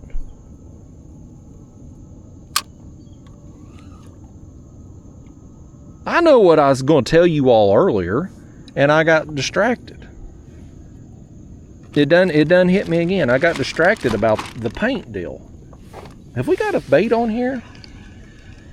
He ain't been wiggling. Yeah, he's still on there. Is he alive? Yeah, he's still alive. Let's send him back down. I got distracted somehow. I was about to tell you all about the damn paint. So I'm out there spray painting that rod holder, or the 2x4 that that I've got on the rear tank wheel there of the other kayak. And I like the smell of paint, y'all. You got the mask on if you're doing it right, but I mean, I ain't out there doing it right. I'm just spray painting. I ain't got much spray painting to do. I'm just doing that one board, so I'm out there and doing it. And of course, you got to breathe while you do it. And I'm like, man, this smells good. And I'm not like a paint huffer or nothing, but I will admit, maybe when you're out there spray painting, you do breathe a little deeper. Something about the smell of paint, and it ain't like I'm getting high off of it or nothing like that. I'm not trying to be a paint huffer or get high, but I just genuinely enjoy the smell. It's like if you walking through the department store and a pretty girl walks by and she's got some perfume on, and you and her cross paths and you catch a whiff of her, and you're like, oh, well, this is enjoyable, and you just take a deeper breath, right? It's kind of like that with when I'm spray painting something. I like the smell of paint. And you all might think less of me for that, but there's something enjoyable about the smell of spray paint. I like the smell of spray paint. I like the smell of multivitamins. And I like the smell of rusted metal. I know that's weird. All 3 of those things are probably a little weird. Maybe they're not. I don't know. Maybe you all might be the same way. I wouldn't recommend breathing in spray paint, folks. I wouldn't recommend it. But if you are spray painting, it's going to have an odor to it, and I'm not using like a designer spray paint. I got the cheapest can Walmart had. That's what I'm using. But there's something enjoyable about it. I don't know. We must have had a call to fish or something. I was about to tell you that. And we must have got sidetracked with a fish, or something broke my train of thought. It's got to be so frustrating for those of you that do for some reason like these videos. I'll be partway through a story and get distracted and then forget what I was talking about and never finish the story. I bet that happens all the time. I don't go back and watch this crap at all. I can't stand to watch or listen to myself on video, so that's another reason why I like doing this style of video, because I don't have to review anything other than just, if we catch a big fish, I'll go back and get screenshots for some pictures, or if I've talked about a product or something that I can link in there with them YouTube shopping link things. YouTube's real big on trying to make as much money as they can off everybody, so I'll throw one of those in there. If I knew like around the hour mark or something we were talking about some product, I may go back in there and try to throw a link in it if I can remember whenever I start doing the video. But otherwise I just don't like watching or listening to myself. But I'm sure I know how I am and how my mind is and how I get distracted and lose my train of thought, and it's got to be incredibly frustrating as a viewer who's maybe, if you are, I don't know, I'm certainly not that interesting a person, but if you were interested in something I was saying and then I get distracted and never finish, that's got to be incredibly frustrating. So I apologize. I'd like to say it'll get better over time, but I think at this point we've proven it won't. It is what it is. And yeah,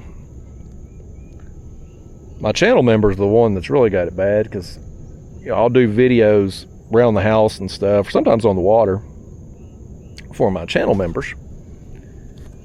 And I mean, those videos, it never fails. If I'm on the water trying to film a channel member's video, we ain't gonna catch no fish. I mean, it's like the kiss of death if I try to film a member's video from the water. We will not catch anything. It just never fails. I gotta do a channel members video soon. I had a fella named Tanner, he's one of my channel members. He commented on there, and this video, none of these videos have comments enabled, but my channel member videos, people can comment. And so I had a member named Tanner, and he wanted me to do a video showing the process of how I'm preparing the kayaks and stuff for like leaving the house and getting ready for a trip and whatnot. So I need to film that this weekend. I'm gonna just show how I load both kayaks. Show how I load, because this kayak here, the links I put in the back of my truck bed, and so there's a process of how I load and unload it. So I'll do that, and then show my other kayak. My other kayak's on a trailer, so it's a little bit different, but how I haul things like this, I'll put the links in the back of the truck bed, and I'll take my cooler bait tank, stick it beside it, as this rod got tapped. Cast net bucket, it'll be beside there. He wants it, by gosh, we'll get it. I think he just got it all right. He got our bait. Grab the other bait right there we cut. We already had that thing ready. Let's get it, stick it on there. But anyway, this kayak goes in the back of my truck along with everything. I don't put anything inside the truck other than my life jacket. With the trailer, of course the kayak's on the trailer, but everything else got to go in the back of the truck still. Well, the cooler don't, but like if I'm carrying a cast net, I'll throw it in the back of the truck. My rod's going back of the truck. Net, stuff like that. Stuff that'll bounce or blow out of the kayak if you were trying to haul that stuff inside the kayak down the road. But anyway, I'm gonna film that for the channel members here soon. So it may already be out by the time you're seeing this video, but that's on my agenda for this weekend. I recently did make a purchase for the kayak trailer. I got me some guideposts, and they're basically just a metal bar that you stick PVC over, but it helps me. One of the things that I've struggled with, y'all make fun of me about this, but for the longest time I drove a compact car. I had a Honda Fit. I still have a Honda Fit, but that used to be my only vehicle. And so I would tow my kayak trailer with the car. And so when I would get to the water, either launching the kayak or when I'm done at the end of the trip, loading it, I would just open up the back hatch in my Honda Fit, because it's like a little hatchback car. And I could see the trailer. I could just look over my shoulder and back down the ramp, and easy peasy. Well, I get the truck, and backing down the ramp with the kayak on, it's fine. I can see. But when the kayak's in the water, I'm finishing up at the end of the day, like today, for instance, we're out here. Well, I don't have the trailer with me today, but like if we were out on the water and you go to finish up at the end of your session, you back the trailer down, I can't see the trailer at all behind the truck. Even with the tailgate down, I can't, especially when you start to go down the hill or off the drop of the ramp, I can't see nothing. So anyway, I bought some guideposts. I got them on Amazon. They were overpriced for what they are. I think it was about $50. But I got those and put on. It was a pretty simple install. Just took a socket was all. That's all it needed to put them on. It's got some U-bolts that go around this, basically a square tube of a post that's curved. And I don't know, it took 15 minutes maybe to put them on. And I'm not good with tools at all. Like, I can't build anything or repair anything. But I stuck those on there, and now those the PVC off the top of them thing, I think it's 40 inches or 48 inches. But anyway, now I can see. Backing down the ramps, I can see again. So that's very helpful. But I got in the habit, a lot of people, and you truck drivers out there, I got a lot of truck drivers who watch these videos. You all can back with your mirrors. You're looking in your mirror, rearview mirrors or whatever, side mirrors, and can back these huge trailers right into these little openings there on the warehouses. It impresses the hell out of me. But I cannot use my mirrors to back for anything. I have to look over my shoulder. That's just how I've always done it. From the time I learned how to back a trailer as a teenager, I would just always look over my left shoulder. That's just how I've done it the same way for 30 years, like I ain't going, at this point, I can't learn nothing new like that. Like I've got the skill. I've learned a certain way. It's like telling a professional baseball player, let's change your swing. You've been swinging the bat the same way for 30 years. Let's change your swing now. It ain't going to happen, folks. That's just how I do it. So I have to look over my shoulder, and with the truck, the way my rear seat is in the truck, even with the tailgate down, like I just can't see the trailer back there. But them guideposts are a big help. But it's weird, typically the shorter the trailer, the quicker it's going to turn, and therefore the more difficult it's going to be to back up. But I guess I just had so much practice with the car and how I done things. Like it was easy for me to back a little jet ski trailer any which way. Man, I could maneuver that thing in anywhere. And then I get the truck, and I get the bigger, heavier duty kayak trailer, much longer, should be simpler and easier to work with. And boy, I struggled like I don't know what for the longest time with that thing. I'm finally, I'm gotten pretty good with it now. I've used it so much, but for the first month or two, first several times I used it, I'm like, damn, this thing should be easier to back, and I'm struggling. But I prefer, given the preference, I prefer not to pull a trailer at all. Hell, I prefer just throw this thing right here in the back of the truck bed, either back down to the ramp or back down to the water's edge, throw this thing out and hop in and go, not have to deal with no trailer. It's certainly a whole lot easier when you're on a road trip. When I go down to Florida, pulling a trailer down there through South Florida, buddy, and all that 6 lanes of interstate and people whipping in and out and doing 100 miles an hour. I don't know how you truck drivers do it. I'd be stressed to the max. My blood pressure would be through the roof trying to do lane changes and navigate all that down there in them big city interstates. I wouldn't want to do it. Y'all better people than me. And to think that allegedly the AI and the robots are going to take them truck driving jobs, I find that hard to believe. I mean, yes, in a perfect utopian world, maybe. In fact, if everything was self-driving and everything worked properly, in theory, you could go very fast, much faster than you go now, because everything would be synced up. You wouldn't have, because think about it, when you're going down the interstate, where do you slow down at most often? Aside from like wrecks and construction and things like that.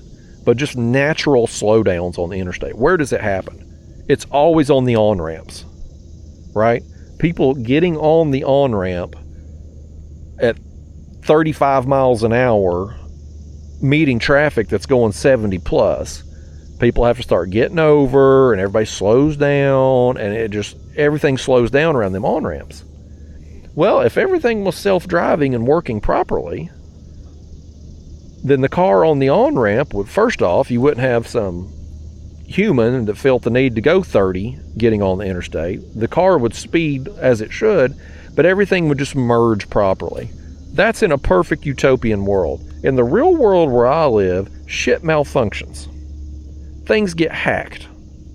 Can you imagine if we were all on self-driving cars and somebody hacked it? And you know they would. Hell, everything gets hacked. I mean, these AI systems right now, I was reading a thing, and of course it's on the internet, who knows if it's true, but I was reading something the other day, one of them, Claude or ChatGPT, one of them, I don't remember which now, but they were doing some test with it, and it wasn't even supposed to have access to the internet, but it somehow found access to the internet, hacked in to another company, and got whatever answer it was trying to find. And I'm like, that thing's not even supposed to be able to access the internet, and it was able to get access and then hack another company. And you're telling me we're supposed to be safe in self-driving cars? Kiss my hind end. I know better. All this technology stuff, yes, it's great when it works properly. I mean, I love technology when it works proper. But are we really supposed to trust that it's going to be able to work proper? I mean, and it's amazing too, like, how quickly we adapt to the technology and then can no longer function without it. Hell, I was talking about this yesterday, I think. If not, I meant to, but like, being in my Old Town kayak, right, with the motor and having it linked to the graph and being able to pick a contour line and a speed and just have it drive, and then coming back to this kayak where I have to manually do all those things, like, you get adapted to that technology very quickly. And when you're doing something manually and you've kind of got a process and a routine down and it just kind of becomes second nature, then you get away from that. Something does it for you. When you try to go back to it, it's a little bit more difficult. You're like, man, this is tough. That's the same thing with technology. Man, I'll give you another example. I saw it in my nursing career. So, you know, I went to nursing school twice. I was an LPN first, graduated in 2004, and I went back and became an RN a few years later. When I got out of nursing school, everything was paper charting. Computer, I guess there were probably some computer charting, but like where I worked, everything was paper. You hand wrote your notes. Everything was by hand. Well, fast forward a few years, everything goes electronic, right? Everything's computer charting now. What an adaptation that was. You talk about, because I had gotten so used to paper charting, having to do everything on the computer. I'm like, man, give me the paper. 7 days a week. I would rather paper chart than do crap on the computer. But nevertheless, you got to get with the times. Everywhere I would go as a travel nurse, I'd have to learn a new computer charting system, right? Well, inevitably, at some point throughout my contract there, happened at every hospital, every type of computer charting program, at some point, the system's going to go down. Maybe it's an update gone wrong, or maintenance, or they're changing computer programs, whatever. Nevertheless, at some point in time, you're going to have a several hour stretch where you have no access to the computer charting. Everything's got to be done on paper. Doctor's orders on paper. Nurse's notes on paper. Everything. Folks, even people like me who had gotten started in my career paper charting, Going from that computer back to pay, it is a huge transit, very difficult, just slows everything down. Everything just bogs down to a crawl. And it's like, you know, you go back in time a few years when there wasn't the computer charting, things flowed smoothly with the paper. It was very functional. Now, these computer companies, they sold everybody on the idea that it's a patient safety thing, easier access to records, and that's not, and they're not wrong with that, okay? It's definitely safer for patients when you're going to go in there and give a medication. Of course, you should always ask the patient's name and birthday, check an armband, etc. before you give the medication, but having that computer give you that extra step of actually having to scan the bracelet, the armband, then scan the medication. If there's a dosage wrong or wrong med, whatever, the computer will catch it for you. That's a nice safety thing, okay? And as far as everything, if you go to a certain hospital system and your doctor's in the hospital system, it's easier to access your records. 100% true. Like, I'm not advocating against computer charting or doing away with it. The technology has improved life in many ways. But what I'm saying is, when the technology stops working, when you have to go back to doing things the old-fashioned way, it's hard. Like, it is hard to go back, and it stops everything. So as we get more progressive in society as far as the technology goes, all this crap, everything's internet-based, all this AI stuff working its way into even just remedial tasks, everyday life, when it goes down or gets hacked, what do you do then? I was in Walmart a few months ago, folks, and the storms had knocked the power out or whatever, and when it come back on, their cash registers wouldn't work anymore. So you had all these people standing around, and they're doing overhead announcements like, well, we're sorry everyone, the computers have went down, nobody can check out, blah blah blah blah blah. And like, you've got a store in Walmart, I don't know how much each individual Walmart store makes per day, but I'm sure it's a ton of money, thousands upon thousands of dollars. And business just comes to a halt because they can't take people's money, because they don't actually have cashiers that take people's money anymore. Now you got about you got 37 checkout lines and one or two cashiers that don't even know how to count cash anymore. And then you got all these self-checkout lines because they want you to be your own damn cashier now, but you can only use card in those. And when that goes down, when the computer stops working or the credit card processor goes down, well, you're just out of luck. Walmart's out of luck. You ain't getting your goods and they're not getting their money. And it's like, boy, I mean, just when I was 16, I've told this story before, but when I was 16, my first job, I got a cashier job at Kmart.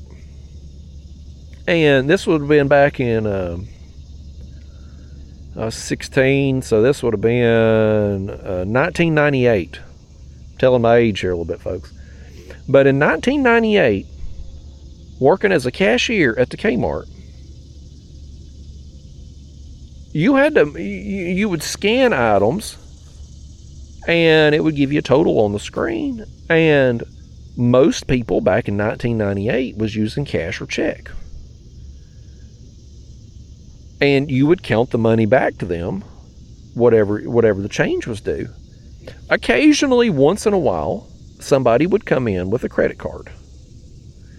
And there was no thing on the, you didn't, back in those days, folks, you didn't run a card through the register. You didn't scan a chip. Hell no. You had this contraption you would have to pull out from under the cash register. You would lay the credit card down on top of it, put a piece of what's the thing called?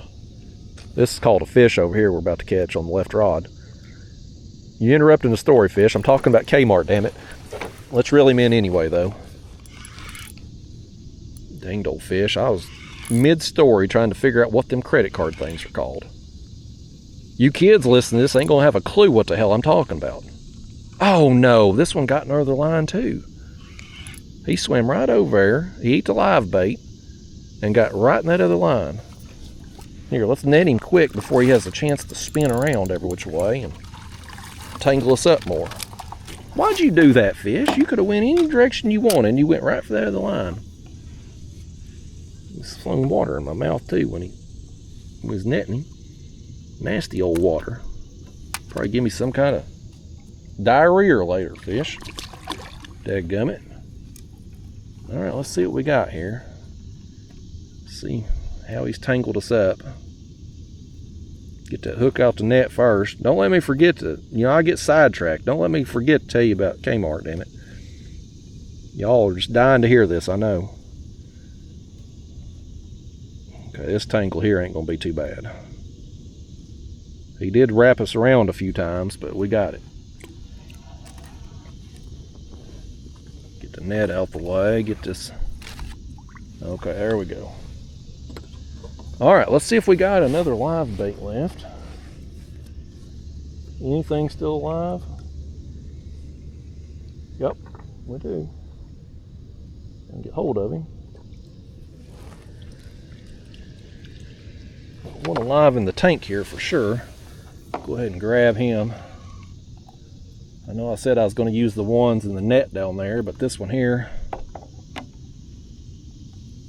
is definitely alive, so. Oh! Something hit our other bait over there. I guess we do still have bait on it. I was going to check it. He's all red-nosed, but he's still wiggling. Let's send him down. Old Rudolph the red-nosed shad there is going to catch us a fish. I know he is. I believe in him. Let's reel this up and check it though. It got hit, so I know it's still on there. Yeah, it looks good. Got the innards and everything still in there. Let's send it back down. Carbon paper, that's what it's called. Carbon paper. So we would take these credit cards, put them on this contraption, and you would run the thing over, go ka-chonk, ka-chonk, and it would do an imprint on that carbon paper. And I think the customer would get one, and we'd keep part of it there for the cash register.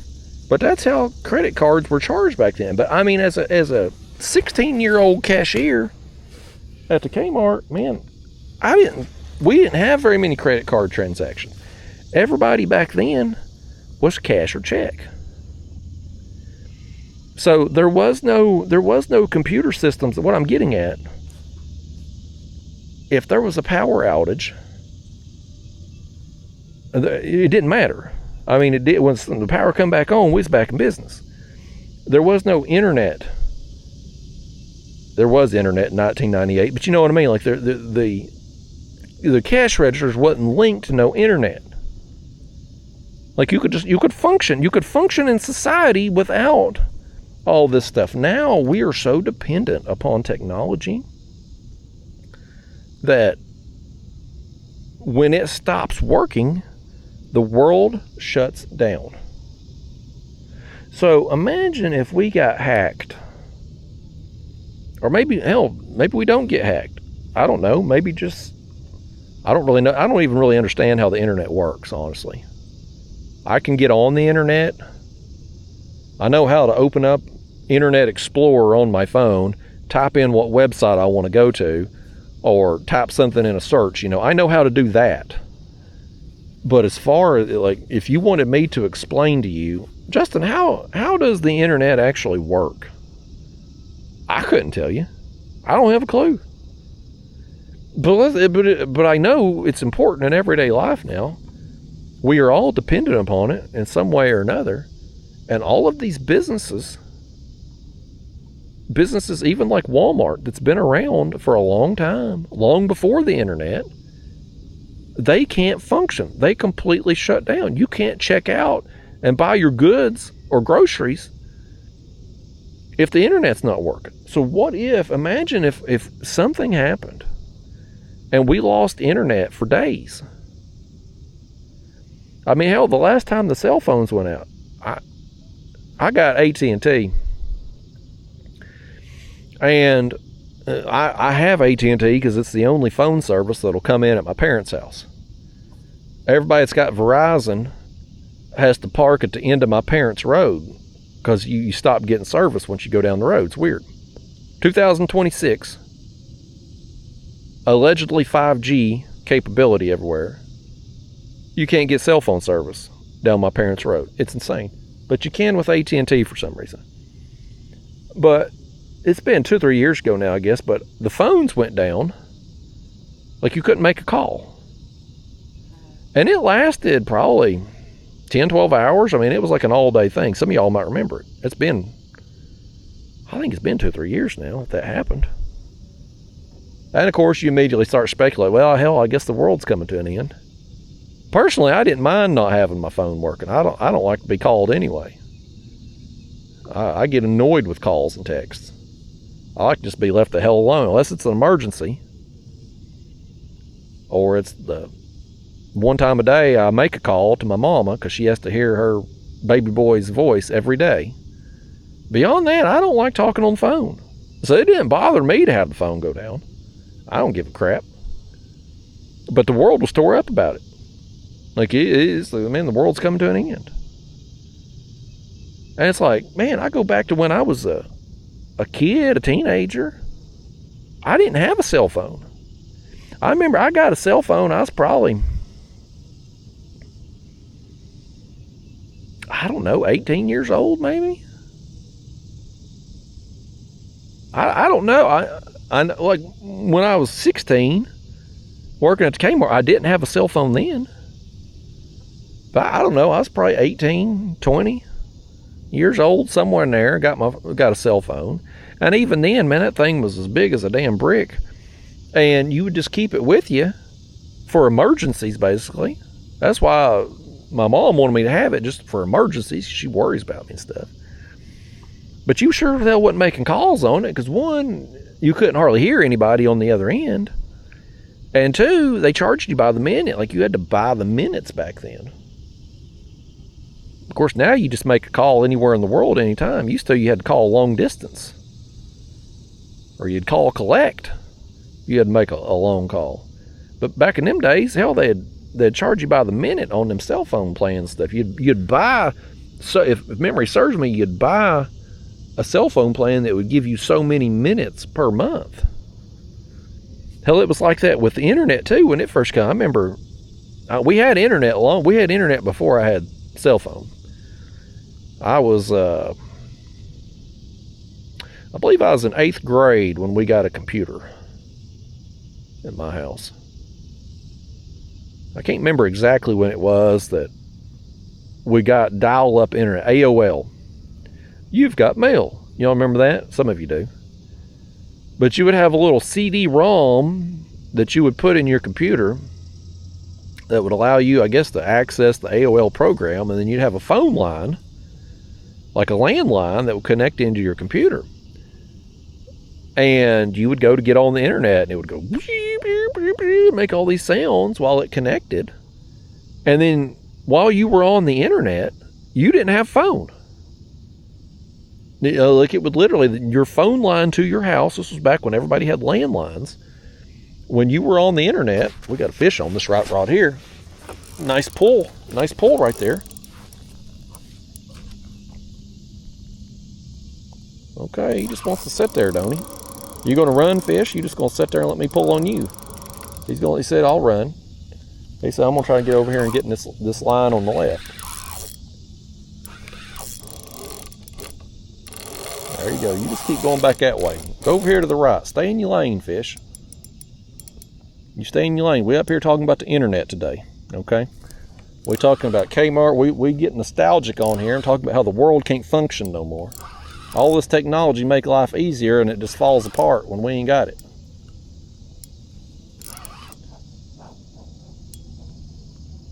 Especially, he needs technology too. He said he's got a TomTom.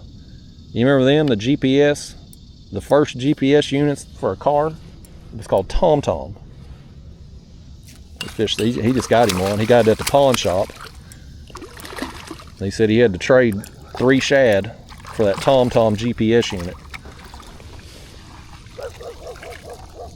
We've sparked the interest of a dog over here. Well, apparently a whole pack of dogs over there. But only one of them feels compelled to bark. He must be like the Paul Revere running through the town telling everybody the British is coming. That's what that dog over there is. Yeah, Hood, boy, he got it buried right there in the tooth patch. Do you see that? Get on out of here, you old fish, you old skinny thing. Little eater. Eater-sized fish. That bait looks okay. I'm going to go ahead and switch it out.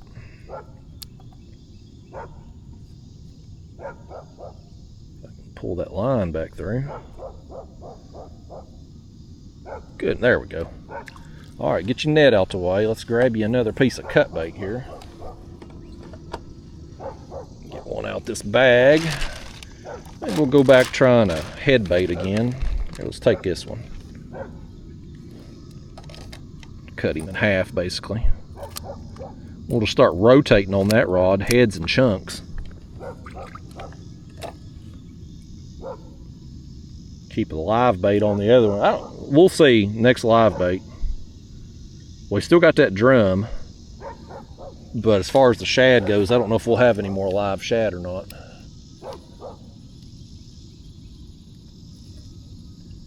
That dog over there, I guarantee that dog couldn't function without technology either.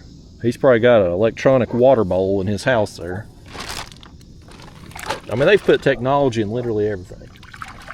But yeah, folks, when I was first got internet there as a kid, dial up, you couldn't make a call. Like your phone line was tied up. And they were charging you by the minute for AOL. So, I mean, you would have just a basic HTML website back in the day. And it would start loading from the top. And it might take 5 minutes to load a website. And you would see your screen just incrementally showing a little bit more, all the way down. Oh, hell, there's somebody out here too. Well, we got people out here. We got dogs, a pack of dogs out here. Holler over and tell them we're doing a video here, folks. They're ruining it.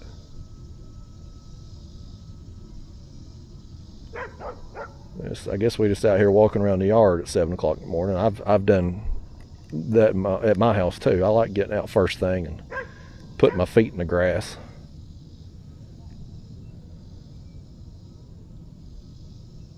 Is he just gonna stand here and watch us?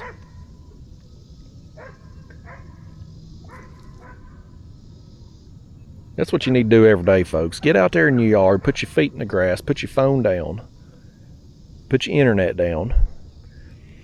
But yeah, but here's the thing, man. You would pay, I don't remember how much it cost back then. My parents paid for that. I was a kid.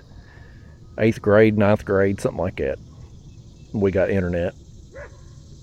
But you would pay for so many minutes per month. You would spend 5 minutes or more, oftentimes, waiting on a website to load. There was no purchasing anything on eBay back then, like on eBay, on the internet. I mean, this was before eBay. eBay finally come along. I think they were like maybe one of the first, I may be making this up. I think they were like one of the first big things on the internet where like you could purchase items. Like a lot of the stores and stuff, like now, even physical retailers like Walmart, we don't think twice anymore. They've got an app, they've got a website. You need to buy something from Walmart, you can go to the store, you can buy it online. You don't even think twice about it. But back in those days, a lot of those stores were, and you could make an argument that places like Kmart, my first job there, part of the reason they went out of business, they just failed to adapt. They didn't get with the times. A business like Sears, When I was a kid, you had the Sears Wish Book. Every Christmas, you would get a catalog, and it would show you all the cool toys. I looked forward to that Wish Book every year, man. I would look at all those toys I wanted, all those action figures. It was amazing. But then the internet comes along, and now the Wish Book catalog, it's obsolete. Sears didn't get with the times. And a few years later, they're in financial trouble, and then I think Sears bought Kmart, I think. Which I don't know what the hell they planned on doing with Kmart, but anyway, a few years later, now Sears is out of business. Sears and Kmart both. They just didn't adapt soon enough. Whereas you take something like Amazon, started out as an online book company, they were dialing in the online payment transaction process right from the get-go. They adopted the technology quicker and thrived. But it was just a different time, man. Like, and I'm fortunate, I guess, in that I grew up in both worlds.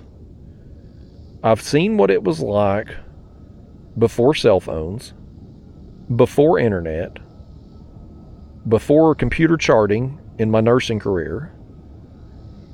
I've seen all that.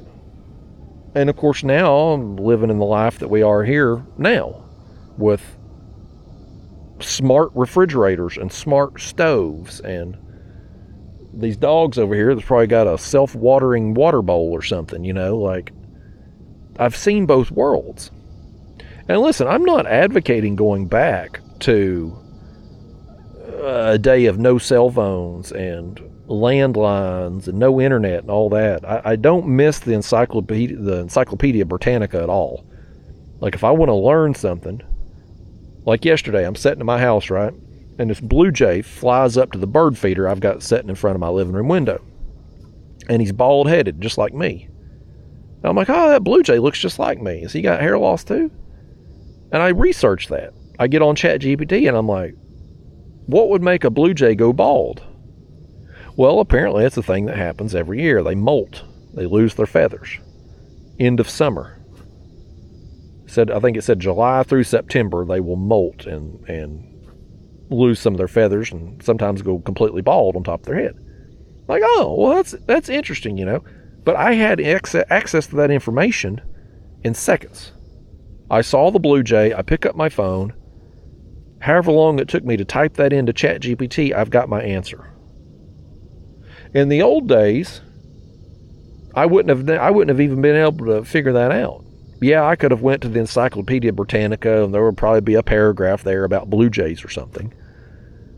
And you might learn the scientific name or their native habitat or what they eat, yada, yada, yada. Basic facts. But would there be anything in there about why they're bald-headed this time of year? I wouldn't, unless I met a blue jay expert or went to the library and got a book about blue jays, if such a thing existed. That would have been the only way I could have found out that information. Nowadays, we have everything at our fingertips. So I'm not suggesting we go back in time. I like having the answer to damn near every question in seconds. I like that. But all I'm saying is, it's like, we still need, human beings need some basic skills still. Like, you need to be able to, even though we have the answers at our fingertips, you need to be able to get the answers on your own if you have to. If you're running a business, you need to be able to function in that business if the internet goes down.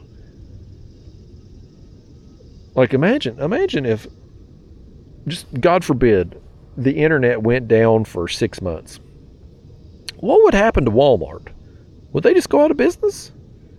Their sales would drop. I mean, a company like that, they've probably got enough cash reserves. They'd probably be all right. But you take a smaller company, something not on a bigger scale, but something that is reliant on the internet the same way that these bigger companies are. What happens when they can't take money? What happens when they can't pay for goods and services they need? It's going to go under. And yeah, maybe a Walmart survives because they're a big organization and a lot of cash reserves, but maybe a smaller mom and pop business that's kind of running on a shoestring budget. I mean, we saw that when COVID hit and the world got shut down and restaurants had to close up shop and everything. Like, a lot of those restaurants went under because they just couldn't, even though they weren't open for business, they weren't allowed to be, they still had to pay rent. They still had to pay electricity. They still had to pay the phone bill, internet bill. You know, I mean, the bills keep coming even though you don't have money coming in. And imagine a world where something similar, I mean, kind of similar to COVID, right? Like, granted, COVID, we still had internet and all that, but like the world kind of shut down for a little while. Well, if the internet went out for 3 months, 6 months, whatever, the world would kind of shut down again. Yeah, we would still be able to go places, go in businesses and stuff, but if they couldn't operate, if they couldn't take money, or if they couldn't pay to buy whatever it is they need to get new supplies and stuff, like, what happens? I don't know.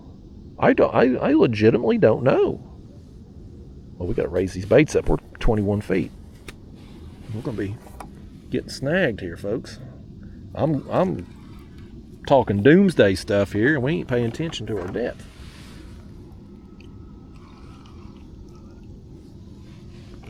Okay. Let's ditch this thing right here. I'm tired. Every time I go to move, I feel this net. What's alive in here? Our drum's alive. Let's take him and throw him in our bait tank. Turn my bubbler back on. Are any of these other shads still alive at all? They all appear dead. Every one of them. So let's just stick them in our bag. So our next live bait is our last live bait, folks. That'll be the drum.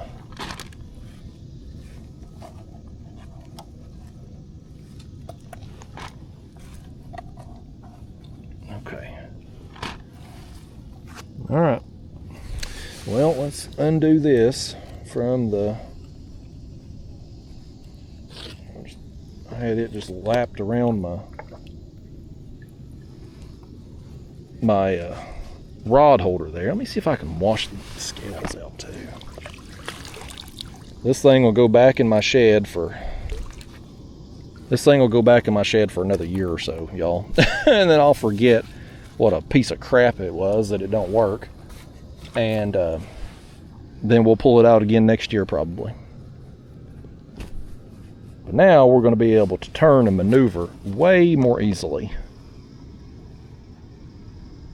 Got a boat coming down here. I think that's the first boat we've seen out here this morning. If we were up at the dam and actually had some current flow, we'd be sitting there amongst 15 fishing guides. I swear, I don't know why all the fishing guides feel compelled to go to the dam. I mean, every day they're in a race to get up there, right to the dam. And it's like, there's other places you can catch fish. I just don't want to be sitting on top of people and have to be around people no more than I have to. I like to just do my own thing, be by myself, get away from people. Try to get away from dogs and stuff too if we can, but I don't know where they're at. They may went back in the house. They ain't even gonna wave at us. They're probably sitting there saying the same thing about me. Hell, that asshole in the kayak didn't even wave. Let's see. I think the dogs went back in. Good. Yeah, man, though, like, just back to the doomsday stuff, because y'all, I know y'all care so much. I don't know what the hell will happen, and I have to believe in my lifetime, at some point, we're going to have something like that happen. internet outage for an extended period of time, power grid outage, something like that's going to happen. And I fear it's going to be just full-on anarchy when it does. When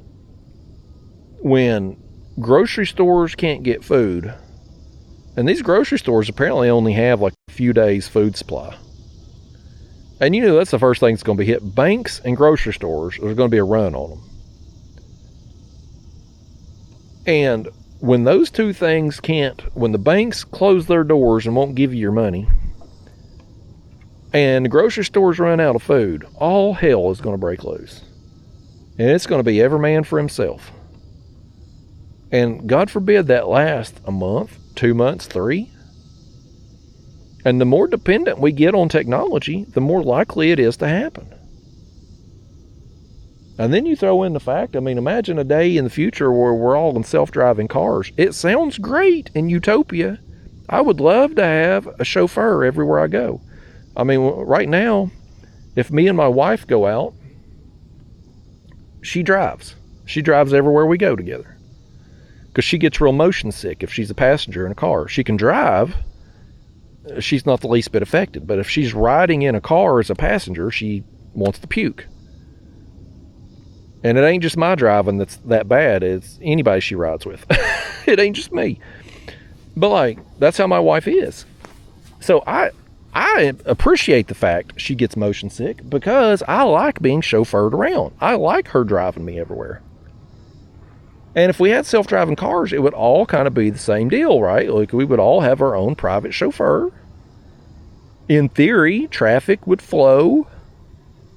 You could get places quicker. There would be less wrecks. Let's face it, most car wrecks are human error. People fall asleep at the wheel. They're drunk and impaired. They don't see somebody in their blind spot when they're making a lane change, pull out in front of somebody. Like, you know, most car wrecks are human error. So in theory, if you had a perfectly working computer program, you would eliminate a lot of that. Maybe there'd still be some car wrecks. If a deer runs out in front of a self-driving car, it's still going to hit it, same as we would. There's still a certain braking distance you need, right? So that kind of thing would still happen. But a lot of the human error stuff would be eliminated, in theory. But as we know, there's theory, there's textbook and theory, and then there's real life. And that's true of everything. Regardless right now of where you're working, what kind of job you do, you go to your human resources person and ask to see the company policies. You're going to have probably a book thick as a Bible with company policy, right?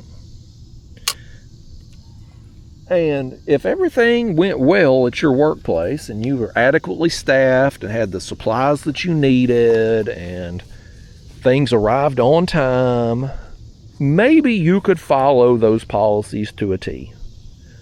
But in the real world, you're short-staffed. You don't have the supplies you need. Deliveries show up late. Coworkers get sick. Things happen, right? And you maybe have to cut corners. Well, that's the real world, folks. Not everything goes by theory, by textbook. I mean, I saw that in the nursing world firsthand. You come out of nursing school and you think you're going to save the world, you know. You think you know everything. You're going to save everybody every time. And you get into the real world and you're like, man, we're short-staffed. We're 4 nurses down tonight. We're getting bombarded here. You can't find an IV pump if your life depended on it. In the whole department, they're all gone for some reason. It's like, you know, in the real world, you have to adapt. You just have to suck it up and find a way to get the job done, and it may not always be by policy.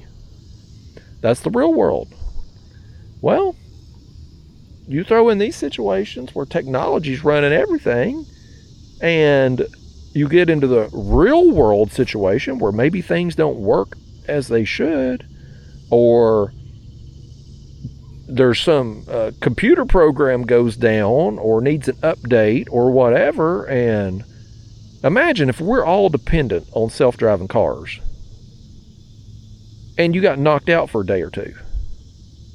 Something happened. Now your car don't work. It won't even turn on. Folks, I mean, in this utopian world that we're heading toward, that could be a possibility. Then what happens? How are people going to get place to place? Like, I mean, and that's a small scale thing. I mean, when you start talking about possibly having a long-term, something that lasted a few weeks, a month, where you didn't have power, especially if it was during the heat of summer or the coldest part of winter and you didn't have air conditioning or heat, people are going to die from that. If grocery stores run out of food and can't get new shipments, people are going to die from that. They may not die of starvation, but they're going to die from people either defending what you got or trying to take what other people have. What happens when people can't get their medicines for a month? You know, a lot of people that are really dependent on maybe it's a heart med or insulin or something like that. Like, what happened? I mean, you're going to have potentially mass casualties from this.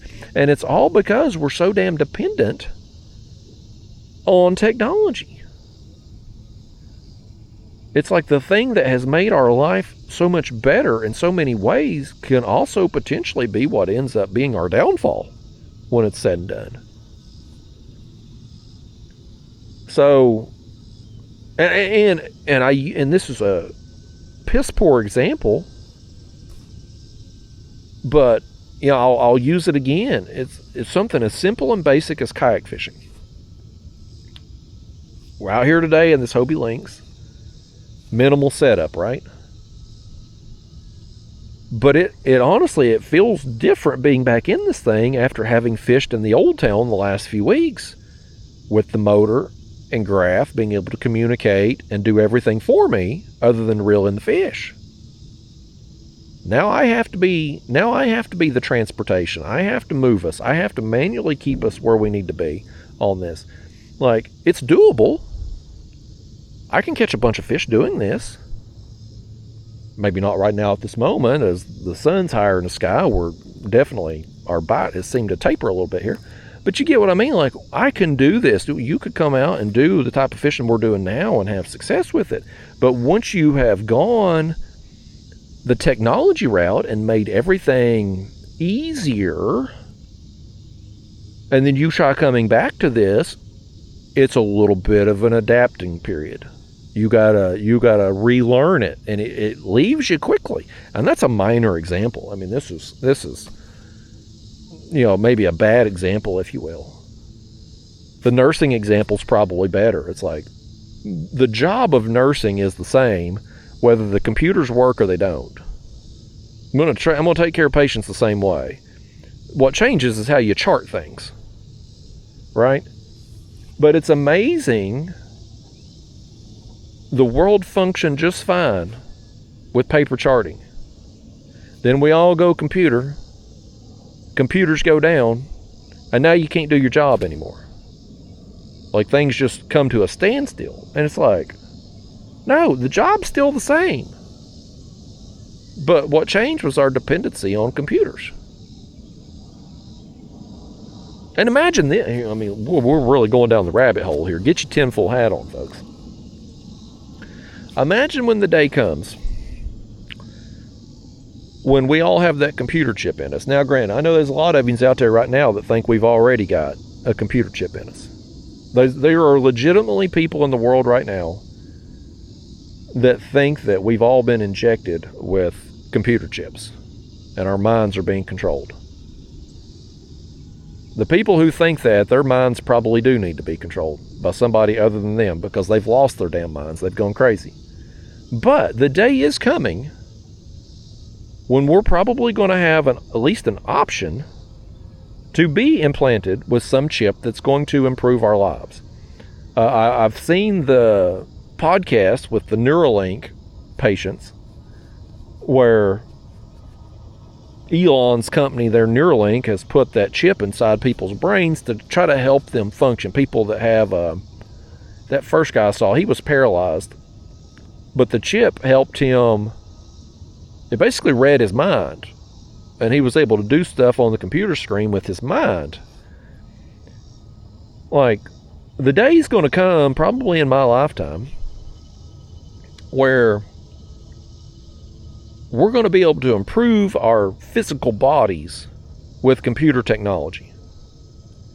But imagine you've got one of them chips in you that's improving your physical abilities, but then the chip stops working, or you get hacked. I mean, you want to go to some crazy conspiracy stuff, like when you do a little deep dive on the MK Ultra stuff and Charles Manson back in the day, the mind control that CIA was trying to achieve, being able to capture people's minds and get them to do their bidding and whatnot, which supposedly all them programs have been shut down. You and I, we know better. They're still going, and God knows how much progress they've made in the last 50 years. But like, imagine when somebody's got a chip in their mind, like the guy that was paralyzed there, and now he can communicate with the computer just by thinking. Imagine if we all have that and we get hacked and somebody just takes over your body. I know that sounds like science fiction, folks, but are we really that far away from it? I mean, hell, go back in time when I was a kid and tell me about cell phones. That was science fiction back then. Internet? Try explaining the internet to me when I was 10 years old. Even like, go back in time when I was born in 82. So let's go back to the 1980s and go to any smart, educated adult person, a mentally competent person back in the 1980s, and try to explain to them what the internet is and how it works. They would laugh in your face. Science fiction. That's crazy. That'll never happen. Fast forward 40 years and look at us now. There's a lot of science, a lot of things today that we would probably say, oh, that's science fiction. This fish right here eating this bait, though, that's real. That's not science fiction. That's real, folks. We're about to catch this one here, maybe. Or we're going to feed him a free bait, maybe.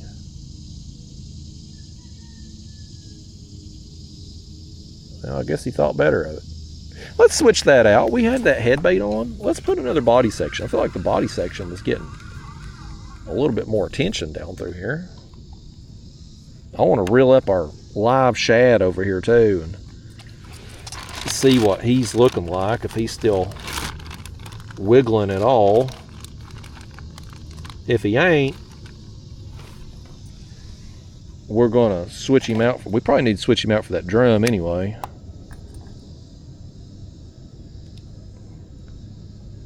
Here, put this hook somewhere where I can cut this bait.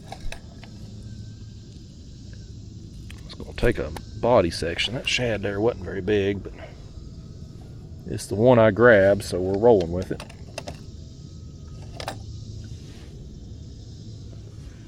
Small bait, big bait. As long as it catches a fish, it's a good enough bait. Okay. Down it goes. Let's reel up the next one here. I want to see what that shad's looking like. If he's dead, Mr. Drum's going on. Drum. Hell, he may be gone. I don't even feel him on here. No, he's on there. What's he looking like? He's dead. We've been down there with just a dead shad, folks. Get on out here. Let's get you drum. That's my arrow. Where the hell is the drum? Bear with me a second here, y'all. Let me get my... There we go. There we got him. You know what, on him, let's go in the back on him. Let's just go maybe right there in front of, just very gently, right there in front of the dorsal fin so we don't get that thing. See, he's still kicking, man. All them shad long since gone, but the drum, he's a hardy bait, man. He stuck with us. I'd like to catch some more drum like that, but kind of one of them things that get lucky on a cast net, get a drum or a sucker, something like that, but kind of, I couldn't go out today. If you told me, Justin, just go out and catch a little drum like that, hell, I couldn't target them. I couldn't. Oh, we got one. We put that body section on and immediately get hit. How about that? Immediately. Ain't that something? We drifted that head bait down through here a half hour. Felt like a half hour, who knows? Nothing was touching it. We switch it out and boom, we got another fish. He ain't very big, but it's another fish. You know what we'll do? We'll stick another body section on here in a second and see if that's got anything to do with it. Come here, fish. Got any friends down there that want to eat that drum? Maybe something bigger than you? He ain't telling me. That fish says he ain't gonna tell me nothing, man. He ain't got nothing to say to me. Let's get, got any bigger ones there? Not really. I think most of the shad we got left are kind of good live bait size, but for cut bait, I'd like to have something a little bigger. It is what it is. We're gonna roll with what we got, man. You got to take what the river gives you, and this morning we're out there throwing the cast net in the blind, not using live scope or technology or anything. We just using common sense approach, just throwing where we seeing and hearing shad splashing. Got to take what we can get. Today, this is the size of bait that we got, so it's working. It's catching us some fish, a few blues, flathead, just not much quality yet. Unfortunately, we've just been getting smalls, but we're still getting some action though. We're still getting some bites. Yeah, man, you know, I'm fascinated. I'm genuinely fascinated with where we're going in society. I'm fearful of it at the same time though. Just, I mean, I feel like, granted, now our politicians are terrible.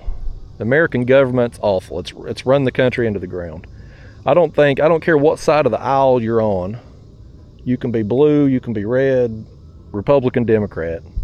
I think we can all agree this country's going to crap because of politicians. Now, the blue will blame the red and the red blame the blue. Which side is more right than the other matters not. They've all had a hand in wrecking this country. None of you can deny that. The country's in more debt than it's ever been in. We're in another endless war. Meanwhile, the American people suffer.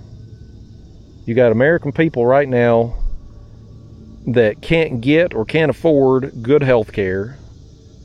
You got homeless people all over the streets, mental health issues nobody can get help for. You got war veterans come back, physical and mental injuries. The VA's a joke. I mean, the country, I mean, as great as our country is, we got a lot of problems too, mostly stemming from our leadership. But now, with this technology, AI, the power's kind of consolidating. It's not the government that has all the power anymore. It's the people who control the technology, control the weapons.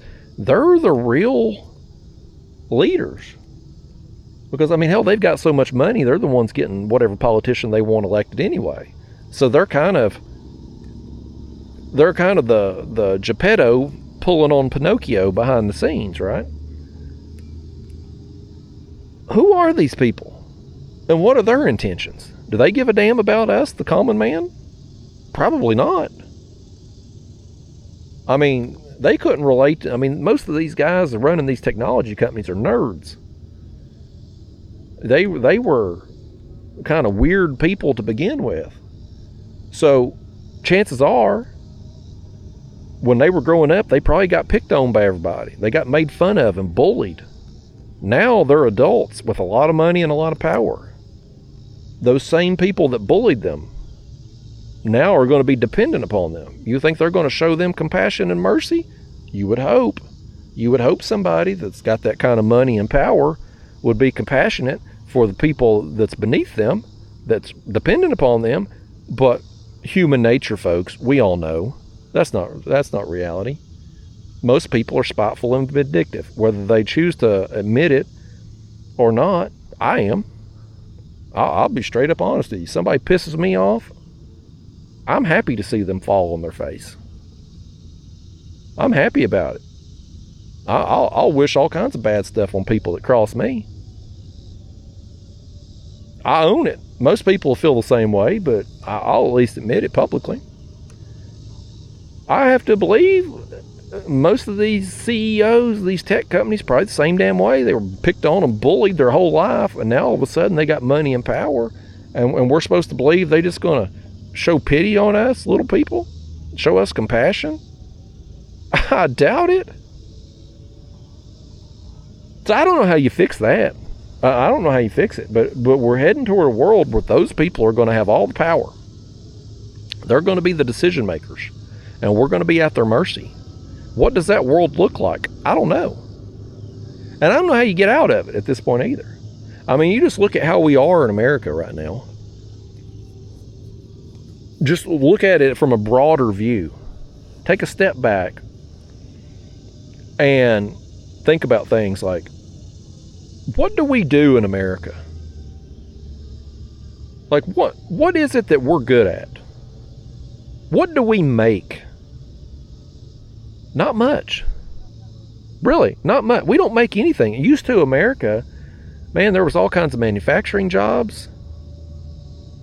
You go back in time, man, we made the best cars in the world, all these industrial jobs, all these plants. We were exporting a lot of goods back in the day. Now, what are we making? We are a country full of consumers now. We consume, but we don't make. We make content. That's it. We're a society full of content creators and content consumers. That's it. Our food, mostly grown outside of the United States. I mean, go to your grocery store today, folks, or next time you go to the grocery store. You pick up your produce, your fruits and vegetables. There'll be a little sticker on there. Look at that sticker and see where it come from. It ain't gonna be American unless you go into a little farmer's market. It's probably gonna be Mexico. Our fruits and vegetables coming from Mexico, folks. Your medicine, where's, we had during COVID, we had a bunch of shortages. Well, come to find out, a lot of our stuff comes from China. Okay. Even stuff that we do still make here in America, it'll be labeled as made in America. But is it really made in America, or is it just assembled in America? Because where does the materials come from? Where do you get the supplies to make the stuff that's technically, quote unquote, made in America? What all comes from overseas? All the raw materials, everything, it's all from overseas. That's why during COVID, when the ports shut down and nothing was moving, imports and exports, remember how we were out of everything? You couldn't get toilet paper. You couldn't get, I mean, even fishing gear. Man, I remember in the summer there during COVID, You couldn't buy any fishing gear. You'd go into the store, the whole hooks, sinkers, floats, gone. Everything off the shelf. We couldn't get anything. Nothing's made here anymore. And if it is made here, it's made with supplies that come from somewhere else. We are 100% dependent upon all of these other countries who, it seems like, hates our guts. And rightfully so. Listen, what I'm about to say, now I shouldn't even say this. This is going to sound terrible. This is going to sound like I'm anti-American. And I'm not. I'm very pro-American. Listen, when I was a kid, I don't know if they still do this in school or not. I doubt it. Hold on. We got to fish first. We got to catch a fish before oh, maybe not. I thought we was going to catch a fish before I piss everybody off. Let's send that bait back down. It's still hooked good and everything. We got a little flow now too. We're moving with the current. See that buoy right there? There's some water coming off the back of it. So we got a little movement. They must have kicked up the flow at the dam and it's caught up with us here. When I was a kid, you go to school, elementary school, every morning the principal would come on the loudspeaker and recite the Pledge of Allegiance. And we would stand up from our desk, put our hand over our heart, face the flag, the American flag, and we would all say the Pledge of Allegiance. There was a sense of pride. You were proud to be an American. Patriotism. It was a thing back in the day. In my lifetime, though, in the last 44 years, we've gone from being a country of patriots, people who were proud to be an American, people who would pledge allegiance to the flag of the United States of America. Now, people are either indifferent or just outspokenly against them, and these are American citizens.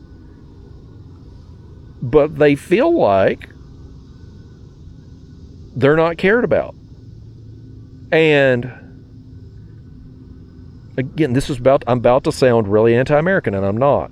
I'm very pro-America. I don't believe in our government, but I believe in American business. I believe in the American people. But if you take a step back, pretend you're not American for a second. Pretend you're from, pick a country, Switzerland, right? You're on the outside looking in. You're looking at America with no bias. You didn't grow up here. You're not from here. You're just looking at things with no opinion whatsoever. Just observing. What do you see as an outsider looking in? Like, yeah, here in America, our news media feeds us the side of the story that they want us to hear. But as an outsider looking in, when you're in Switzerland and you look at us and you're like, man, why is the United States, why is their military all the way on the other side of the world in the Middle East going to war with these countries? Like, yeah, you can make the argument over 9/11, sure. Although a lot of stuff's come out since then, maybe make you second guess that. Osama bin Laden was apparently behind it all, but then you find out, well, our government funded Osama bin Laden for a long time. So if you're funding somebody and that person turns on you, who's really at fault? Our government has to take some of the blame for that. They got in bed with the wrong person, and that person done a lot of damage to the American people, and somehow we put all the blame on that person, but none on the person of the government that got in bed with them to begin with. I would have to imagine, just looking at it from an external, trying to remove myself from being an American citizen, somebody on the outside probably looks at us as being the bully instead of being the protector that we're told. Like we're kind of the police force of the world, right? That's what we're kind of sold as American citizens. Like we go into these other countries and protect them and take out these threats to our allies and blah, blah, blah, blah, blah. That's the story we're told. But from the outside looking in, and you're like, what the hell is America doing over in the Middle East with their military? We kind of probably look like bullies to a random outsider. And then it's like, well, are we bullies? I mean, our government kind of bullies us, the American people, don't it? Like, you know, when I was a kid, we're standing there in elementary school facing the flag every morning, hands over our hearts, pledging allegiance to the flag of the United States of America. Well, when is the flag going to pledge its allegiance to us, the American citizens? Because our damn politicians and government, they don't seem to be showing no allegiance to us. We got food prices right now bankrupting people. People can't get medical care. You know, there's gazillions of dollars in student loan debt because we were sold lies that we all needed college degrees. People losing their houses because they can't make student loan payments. But yet we got all this money to go to war. We've been in war I remember when I was a kid, we went over there to Iraq the first time, Desert Storm. I remember like the news stuff on TV when we first went over there. I was in elementary school, and we've been over there ever since in one form of war or another. My whole life we've been over there at war. How many gazillions of dollars have been spent on these wars? Yet, American citizens can't get health care. American citizens, they're having to choose between electricity and food. So, and again, I know that sounds anti-American, but at the same time, too, when you take a step back, even though, listen, I'm a proud American. I'm proud to be an American. I have a lot of pride in where I come from. Not so much the government, but just where I come from, how I'm raised. Like, I got a lot of pride in that. But at the same time, too, you can also see why American citizens feels like our government and this country don't give a damn about them. And they don't. They don't. Hell, our politicians are all about filling their, people, the average American citizen today gets poorer every day. Food prices go up, gas prices go up, energy prices go up. You know what don't go up? Their wages. Their wages ain't going up. And that's if they even still got a job, because all these companies are downsizing, laying off. Technology's making things easier, getting the work done easier with less employees. So the average American citizen is getting poorer every day. Meanwhile, our politicians are all filling their pockets. And that ain't me exaggerating. That ain't me making it up. You see it. I mean, how big a deal has it been made about old Nancy Pelosi and her stock trades? How much money has she made since she got into politics? All these people that apparently know what Trump is going to tweet out before he tweets, making these stock trades before it happens. Like, the rich are getting richer in these government offices on both sides. I ain't calling out one side over the other. Both sides are problematic. But the average American citizen, they're just struggling to get by. So, when there's a call to action, when you get to a point, it's like, man, we need some patriotism. We got to go fight these battles. Like, we need more people to sign up for the military. Yada yada. Why? Again, when I was a kid, man, it was different. Like, there was a sense of pride to be an American. When 9/11 happened, You know, I mean, people just felt compelled to rush out and go do something, go help your neighbor, or sign up for the military, sign up for National Guard, or like something. Like there was still a sense of pride and patriotism even then. That's gone now. If we had another September, another 9/11 today, do you think the same thing would happen? Sure, in the local communities, yeah, I think people would band together and help each other. But are you going to have a big swath of citizens go sign up for the military to go fight in another one of these wars? I doubt it. Maybe I'm wrong. The TV would probably tell us, oh yeah, huge sense of patriotism. I don't know that it would really happen. And look, again, this is going to sound anti-American too. I'm going to lose a bunch of people today. We're off in the weeds today. We ain't catching enough fish to keep us on topic here, so we off in it. But like, let's say there was another 9/11 type attack on American soil, and come to find out it's one of these Middle Eastern groups or something, right? Could you blame them? I mean, we've been over there in their home countries my whole life, destroying their countries. And you can say it's justified. Their governments have done stuff to our governments, and those two are feuding. But me and you, the average American citizen, ain't got nothing to do with these never-ending wars over there. And I'm willing to bet money that the average citizen over there in those respective countries, they probably ain't got nothing to do with it either. They're just like me and you. They're just people. They're just trying to wake up every day, make it through the day healthy, make a better life for themselves and their family, and try to live in peace and harmony.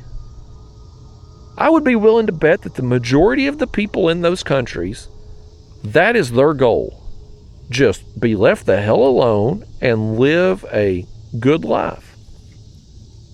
But those people, we got a fish here on this right rod. Let's reel this one in. I think that's hooked up good. We got another one here, folks.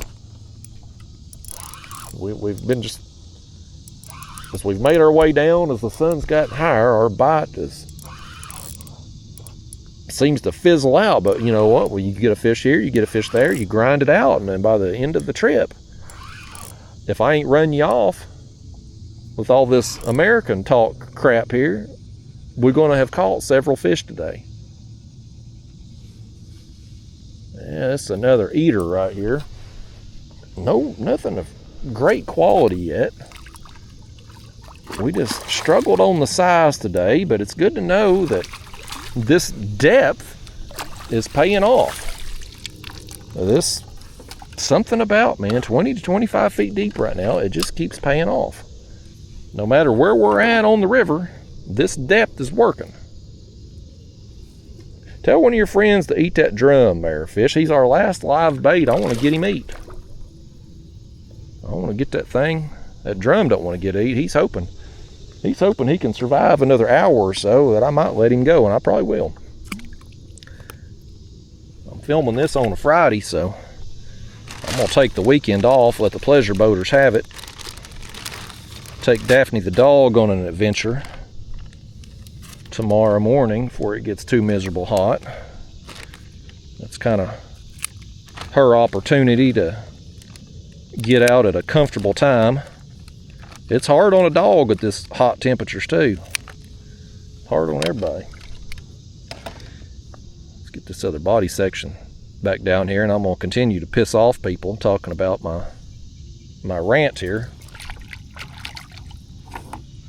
Drop it down.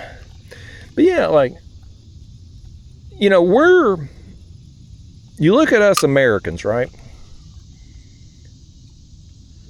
Really, you got to go back to about 9/11, which was the last major terrorist event here on American soil, right? At least off the top of my head memory. But look at the effect that had on people. Man, like I mean, psychologically, like it unified us. That was the last time in America that everyone was really together and unified for one common cause. Nothing rallies people together like a common enemy, right? But all of America was against Osama bin Laden at that time period. And you had all these people signing up to join the military because they wanted to go over there and fight and do something about it. Well, again, remove yourself from the situation and put yourself in the average person, the average citizen, shoes over there in one of these other countries, where America has been over there fighting their government for our entire damn life, making it hard for them to raise their families. And they're living in fear all the time of some missile strike or whatever, and their roof collapsing in on them. Like, I can't imagine what that's like, living in a war zone. And thank God me and you over here in America have never had to experience that. Thank God. But I can't imagine what that would be like. But I can imagine that if a person was living in that environment, that they would have a real sense of hatred for the individuals or government or country that was responsible for putting them in that situation, right? Like, because I'm sure, listen, over there in the Middle East, I'm sure their news is telling them their government's all great and we're bad, right? They're going to paint the picture that we're the bad guys. So yes, they're going to hate us. And when you've got a country full of gazillions of people, surely to goodness, there's going to be a percentage of them, just like here, you know, a certain percentage of our population is just batshit crazy and is going to take things to the extreme. It's like that everywhere. So you get 100 million people over there in the Middle East. If 1% of those people get radicalized and want to do something about it, that ends up 1%'s a lot in that situation, folks. And at the end of the day, it only takes one. It only takes one person to do some real damage in any way.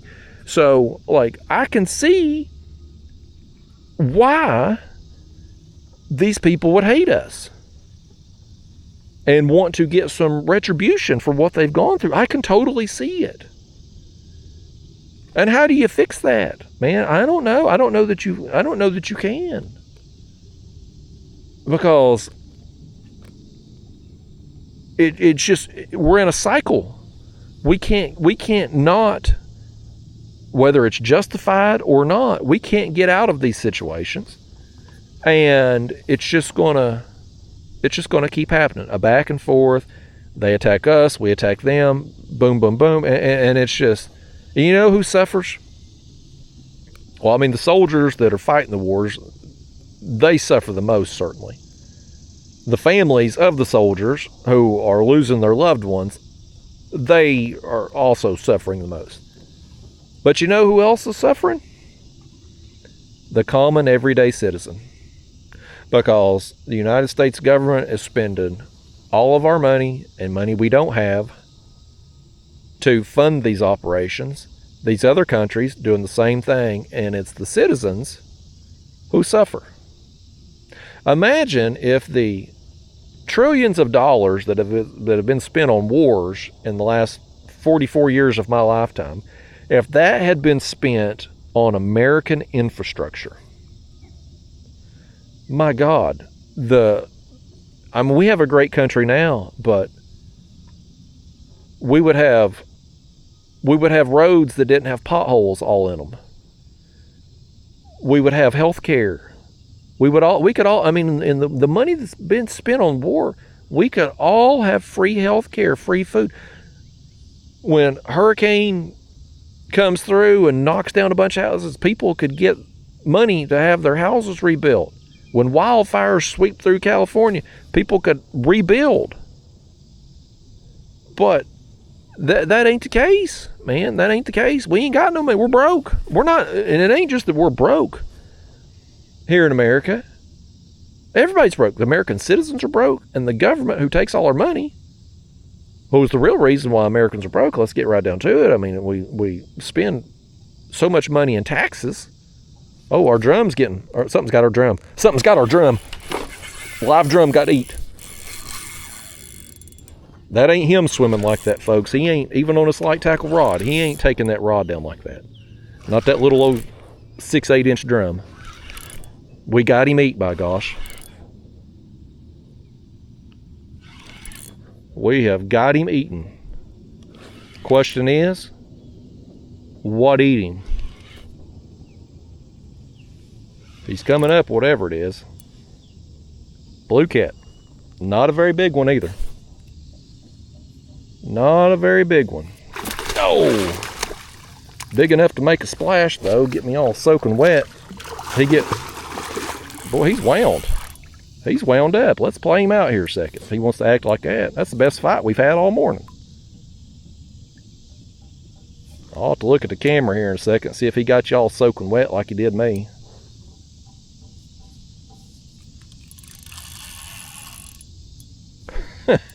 He's fired up, buddy. He wanted him that drum, didn't he? Getting that net. Yeah, I'm gonna have to.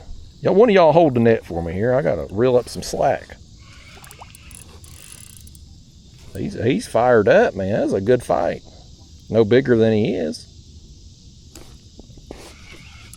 He's large dink, small fun size. I was hoping something a lot bigger would eat that drum, that's for certain, but take what we can get, man. We just out here going fishing today.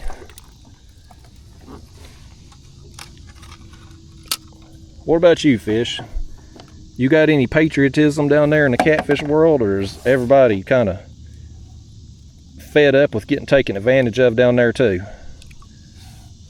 They said they ain't got no leaders down there.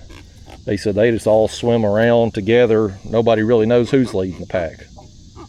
Yeah, just a big old dink. Old eater right there. Let's see, you got a few water drops there on the lens. I ain't got no good way to clean it off either. Let me do this. Try to find a dry spot on the towel there. That looks better. Get y'all back here in the chest. I guess that was our last live bait, so I guess we got a body section on the other rod. Let's just put a head bait on this left rod. We'll boy, these shad are so hot here. They're baking in this bag. It's miserable out here, folks.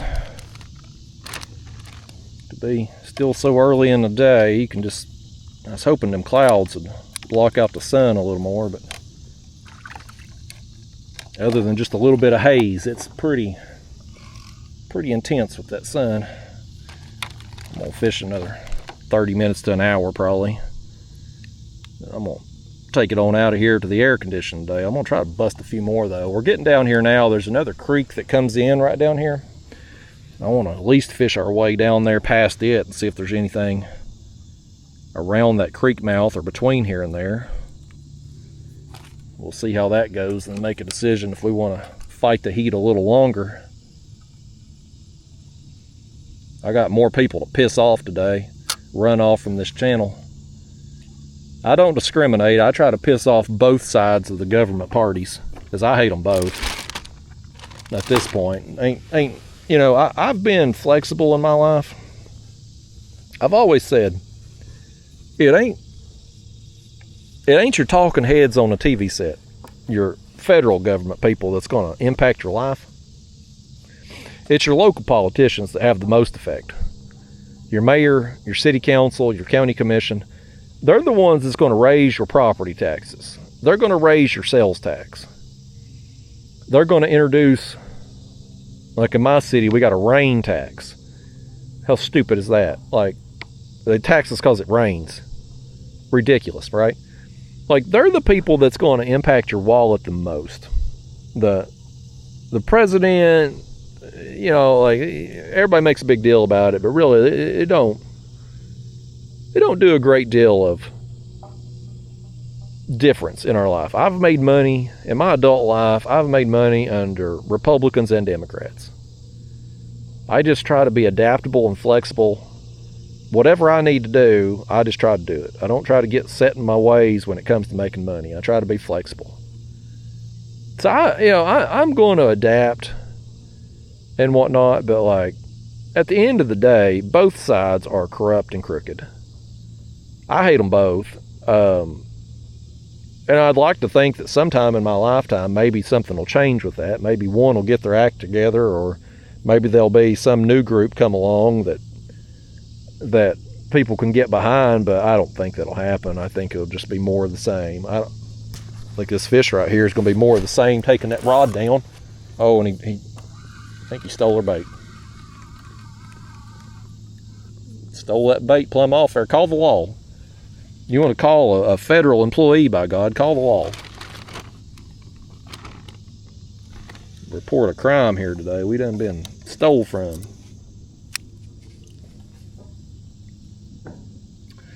But I don't know what the fix is, man. I don't know if you can fix it. I don't think the people in power want to fix it. Why would they? They're getting rich off of it. People like me and you can't do nothing about it, other than just point the finger at the other team. As long as they can keep us all, as long as our politicians can keep us on a team, that's all that matters, because then they can just point the finger at the other side instead of accepting any responsibility themselves. But they all at fault, because we've been in all these wars and all these problems under both sides. We've had plenty of both in my lifetime, and they've all done a lousy job in the end.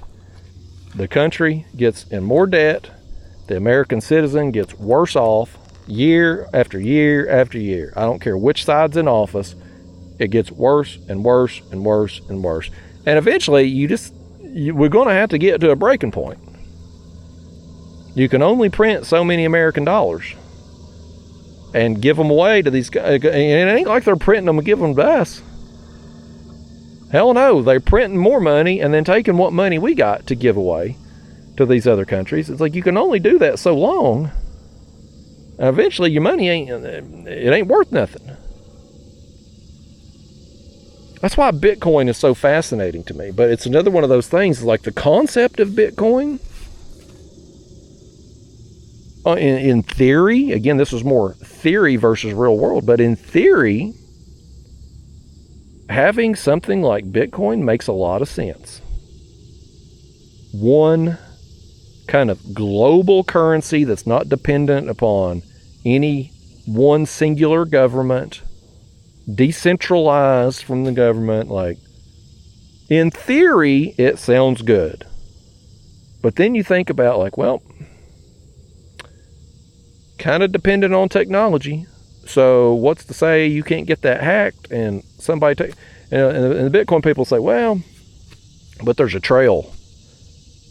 You know where it goes and where it come from, yada yada. Well, you telling me they can't change that, and some good computer hacker can't change it? And supposedly this Bitcoin stuff can't be hacked, but like, why not? You telling me that technology won't eventually get to the point that somebody can't break in there and change something or take your money or whatever? So it's another one of those things. It's like, I love the concept of it in theory, but in practicality, like, you can't hardly spend it. Like, if all your money's in Bitcoin and you need to buy groceries today, well, you're going to have to sell Bitcoin, convert it into dollars, so that you can buy food at the grocery store.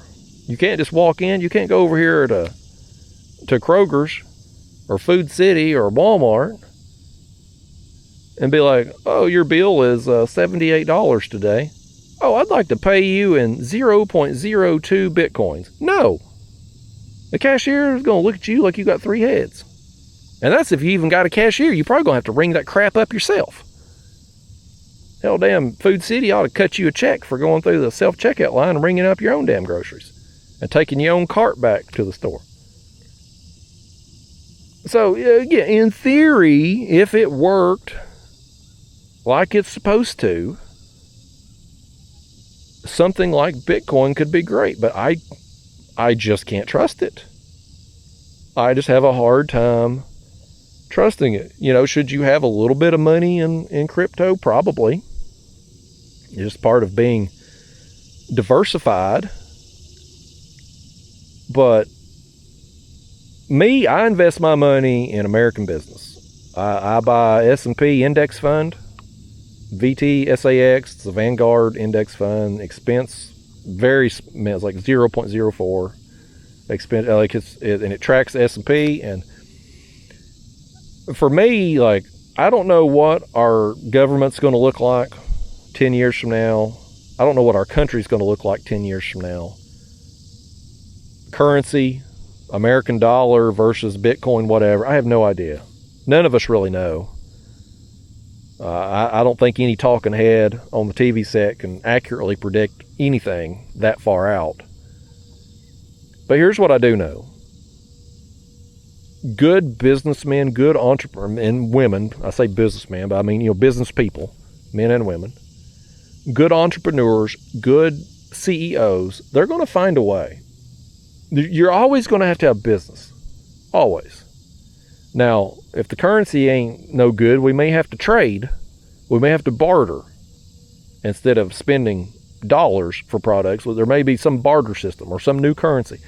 But you're going to have businesses that create products and services that provide value to people. Okay? That's going to go on no matter what. I don't believe in the American government, but I believe in American businesses. So that's what I want to invest in. That's what I want the bulk of my, as our left rod gets messed with here. Did you finally get it? He got it. He hit it 2 or 3 times right there. Well, he's down there I feel him just rolling every which way. He's down there just gyrate. He's going to be dizzy when he comes up from all that spinning he's doing, but we'll pull him up and hold him up for the camera regardless. The room will be spinning. He won't be able to look at us, but we'll look at him. Get over here, fish. Let me scoop you up in that there net. Come on, get in here.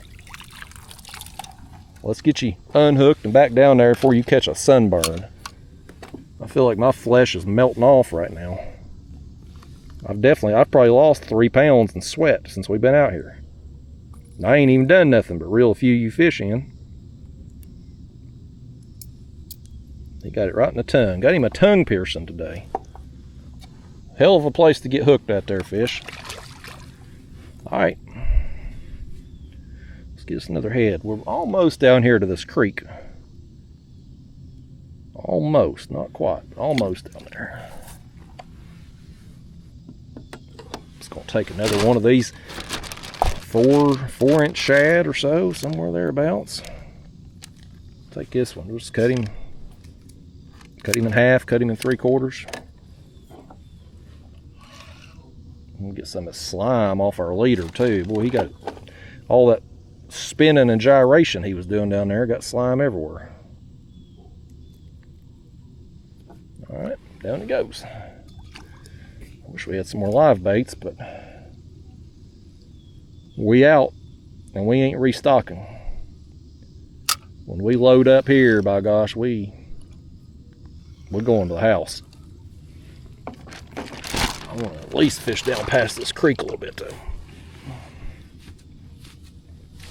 But yeah, man, that's what I want my money in. My retirement money, what I believe has a future no matter what, is American business.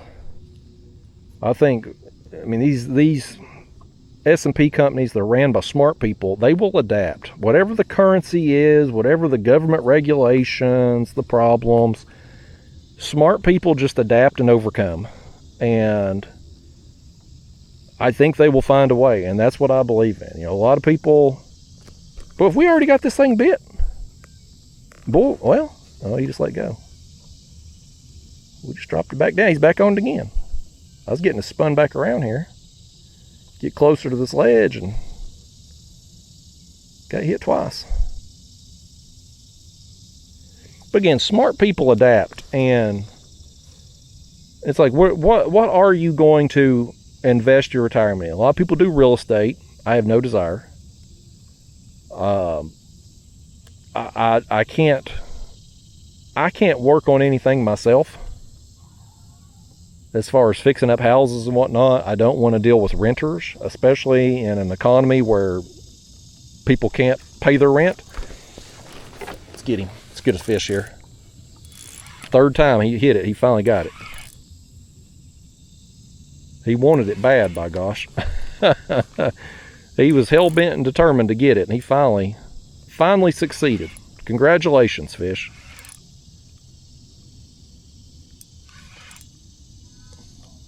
We should be seeing him anytime. There he is. Hey, another eater, man. We've been dinked to death today. And I ain't complaining about catching fish now. I'm happy we're catching them. I was hopeful we would maybe bust something of some quality. Maybe a decent flat. Of course, we did get that one flathead. Albeit a small one, but still a flathead. I just wish we could bust something down through here. Bust some kind of monster. We're due for a monster fish. Ain't we? He says we ain't due for nothing. But yeah, I have no desire. I don't know anything about real estate.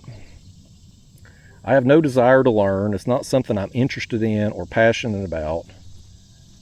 I don't want the liability of it. I don't want to have to deal with people and renters. Like I said, especially when people can't pay the bills. Now, you know, I don't want to fool with all that. I wouldn't want to have to track down my money every month. And I for damn sure wouldn't want to have to kick somebody out that's down on their luck. You know, you get somebody that lost their job or they got kids and, you know, health problems, whatever. I don't want to have to kick somebody out of their house because they can't pay the bill. But I mean, if you're dependent upon that rent money to fund your lifestyle or retirement or whatever, like, that's what you got to do, you know. You got to make tough decisions like that. I don't want that. So throw that out. A lot of people doing the crypto thing. Well, you know, in theory, if Bitcoin pays off in the end, it becomes the kind of the standard currency at some point in our lifetime, well, then you've made the right decision. But it could also very well go to zero, have the government's turn on it, or regulate it to whatever, you know. There's all the volatility with it, all the fluctuation. Like, I think it's nice to have a small percentage, maybe 5%, 10% of your money in something like that, so that if it does hit, you get some of the upside. But if it goes to zero, you're not losing your whole bankroll, you know. Gold and silver, you know, I've got a little bit, but you know, you can certainly buy ETFs based on the gold and silver price. But for me, the gold and silver I have, I want it to be physical. If the world collapses and we're forced to barter and go back to old ways, it'll be gold and silver that we probably start as far as currency trading with again, if any of us survive it. So that's what, you know, I'd like to have, but I don't want to be all in that. So, I mean, for me, American business, man, that's what I trust the most is American business. You know, the you know, stock market, those prices, man, they're irrational. Bounces up and down. Something happens, the market tanks today. Did American business change? No, but it changes the price. So you can't look at it day by day. You just gotta, they call it dollar cost averaging. Just buy in what you can when you can, and over the course of time, it builds and grows, and reinvest your dividends, and I mean, it's got a long tracker. It don't mean that there's nothing guaranteed in the future that past performance is going to repeat itself, but it's been pretty consistent since the beginning of time. And you know, even in my lifetime, man, I remember back in 2008 when housing crisis hit and the market was just in free fall, all them banks going bankrupt, closing their doors. Scary times. But look at it now. I mean, here we are, what, 18 years later? And the market's at all-time highs. So, I mean, that's the thing about American business. It's like it's going to find a way. It may struggle at times. Things happen. But good, smart, successful people will adapt and find a way. And that's who I want in charge of my money. You know, I want, because I mean, when you invest in a company, when you invest in an index fund, S&P 500,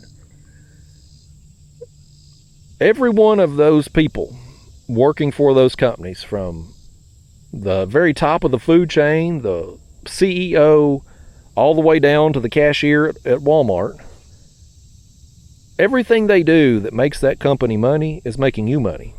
All of those people, in a sense, kind of work for you, since you own a piece of them. And, you know, a lot of these companies and got employees ain't worth a damn, but you know what I mean? Like, you know, and listen, companies in the S&P, some of them ain't going to be there 20 years from now. Some of those companies, like Kmart and Sears, that were dominant in their industries at one point in time, as we move into the future, some of those companies are going to fail to adapt, and they're going to go out of business. This fish is going out of business. He's going out of business right now.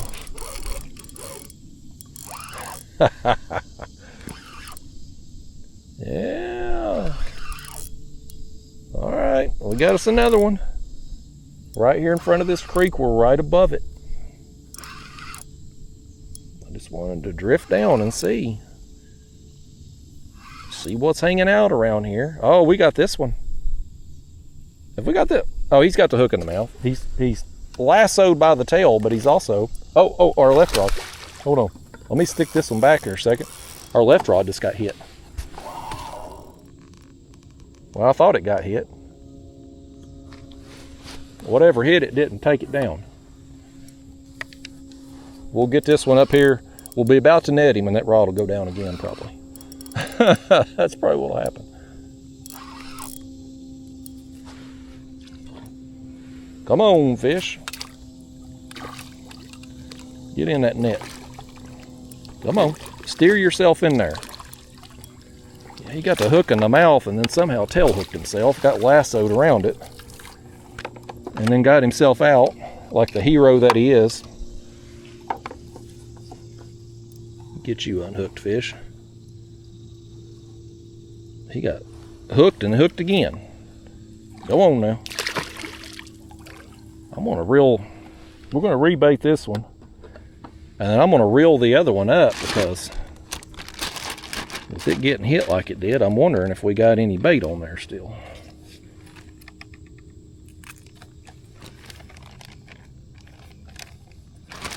So these shad right here in this dang bag, buddy, they're hot as all get out. I stick my hand in that bag, I swear it's 10 degrees warmer. But I don't want to lay them out on the deck of the kayak, because then they're going to dry out. Y'all should have remembered to bring that little cooler and some ice. Yeah, he did steal our bait on there. I knew that thing got hit. I knew it did. But yeah, folks, like, there are going to be businesses that are dominant right now that in 20 years from now won't be dominant or even in business. Just like it was with Kmart and Sears. You think of social media stuff here. We're on YouTube right now. You go back in time, man, MySpace was dominant. MySpace was kind of the social media platform. And supposedly they're bringing it back, but now it's gone. Now it's like Facebook and stuff. Action cameras I'm filming with. GoPro was dominant for the longest time. Now, I think that yesterday their stock price was 60-something cents. Like, they're done for, man. It's a matter of time before somebody buys them or they close up shop. Like, it's over. They had their run. It's over. You're going to have a lot of that. The companies that are in the S&P right now, not all of them are going to make it. Some of them are going to go out of business. But you're also going to have others that are just home runs. They come out of nowhere and they're going to be worth gazillions of dollars. Those companies are going to, the gains of those companies will offset the downfall of others, and then you're going to have a lot of in the middle, in between, companies that are either slightly profitable or slightly unprofitable, kind of balancing everything out. And over the course of time, it just builds and grows, man. And I believe in that. And ultimately, at the end of the day, you're investing your money, your retirement, your future. You better be invested in something that you believe in, because hard times are coming. And I don't care what it is that you're investing in, hard times are coming. The stock market at some point, again, is going to crash. And when the sky's falling and Chicken Little's running around screaming it, you better have the conviction to stay with it, just knowing that it's going to bounce back. The real estate people, man, 2008, when the real estate market, everything's going under. A lot of people lost their ass. You gotta be able to ride out the storm. Gold and silver will spike and fall. Hell, the Bitcoin people, what was it a year or two ago? 100 and something thousand. Now it's 60,000. When did you buy in? Like, did you, if you bought into it at 100,000 because your conviction says it's going to 1 million, well, you should look at it being 60,000 as like a good thing. It's on sale. You can buy more.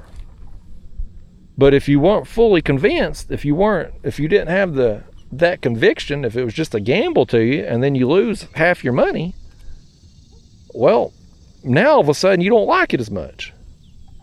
So you better invest in something that you believe in. That's my point. That's what I'm not an investment advisor, folks. I'm not. I keep my investments simple. I'm not Warren Buffett. I can't pick individual companies worth a damn. When I had, old Pro Moderator talked me into investing a little bit in Plug Power back in the day. I still got it, but it ain't worth the paper it's written on, because it was a poor leadership. A good idea with their company, good concept, poor leadership, running into the ground. They made bad decisions.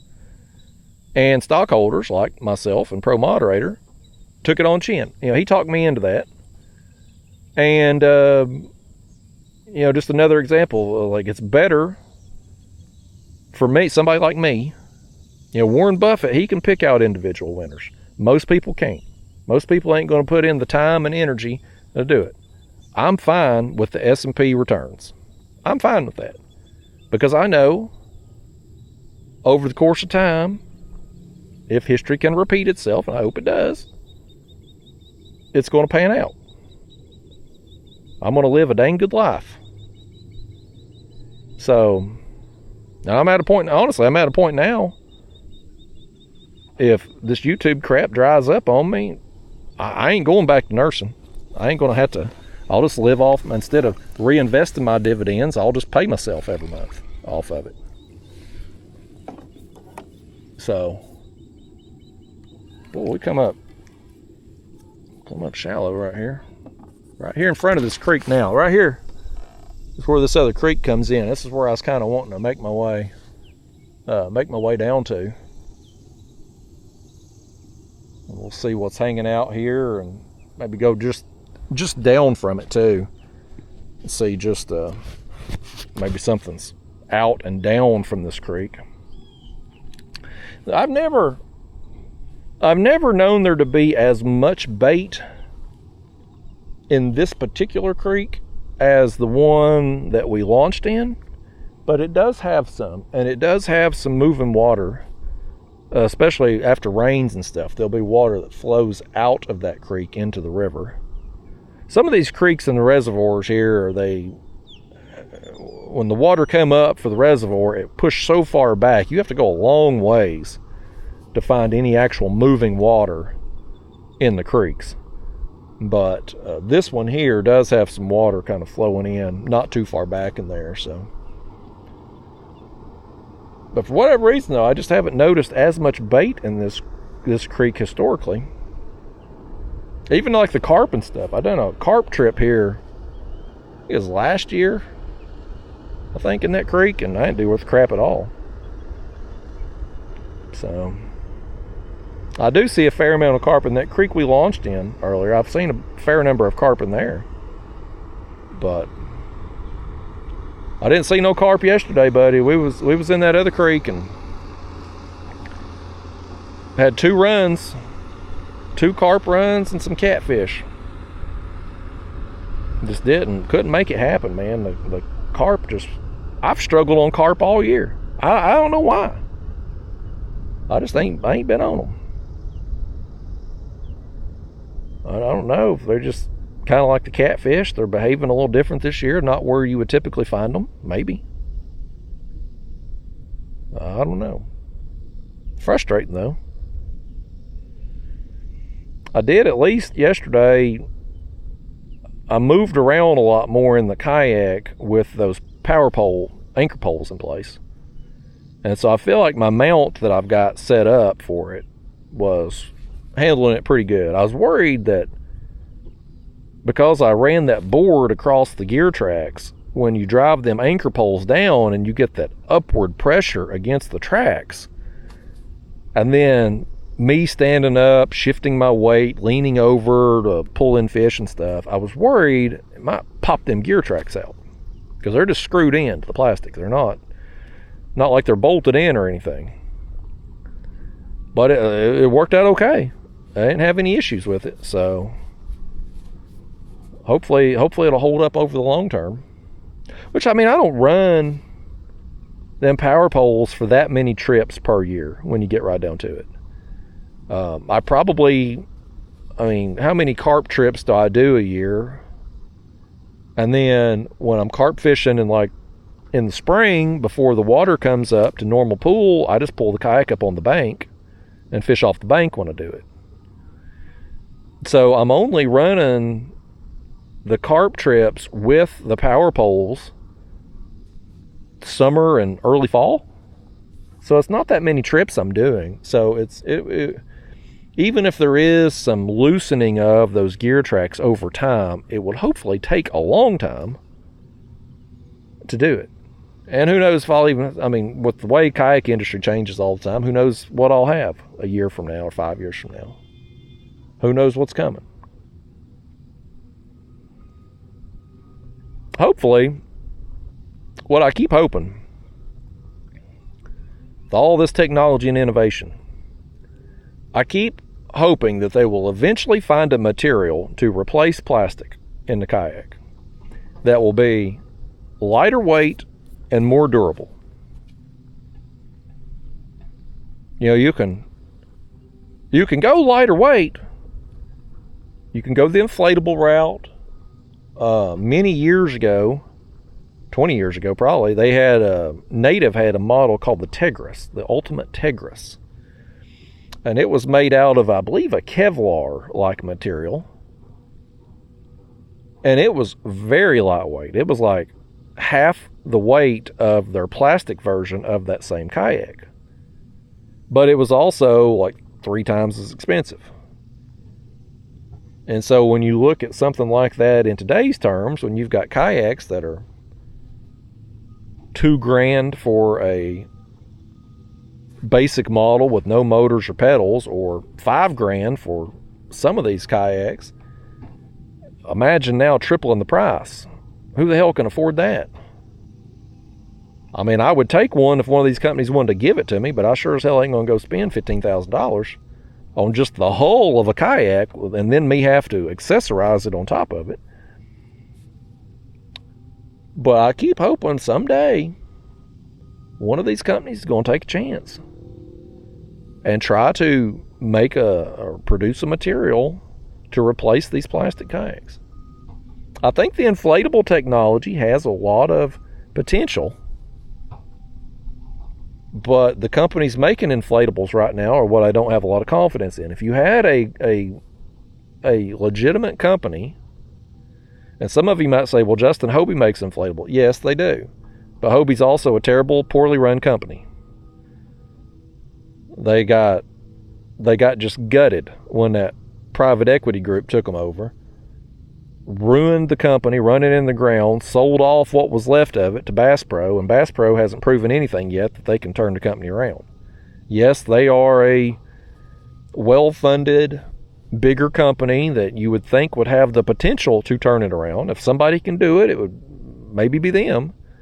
But I haven't seen anything out of them yet that makes me suggest that they're going to be any better off running Hobie than the previous regime that run it into the ground. So that's the thing. You look at the companies making the inflatable kayaks right now, it's either poorly run companies or brand new startups that haven't proven anything yet.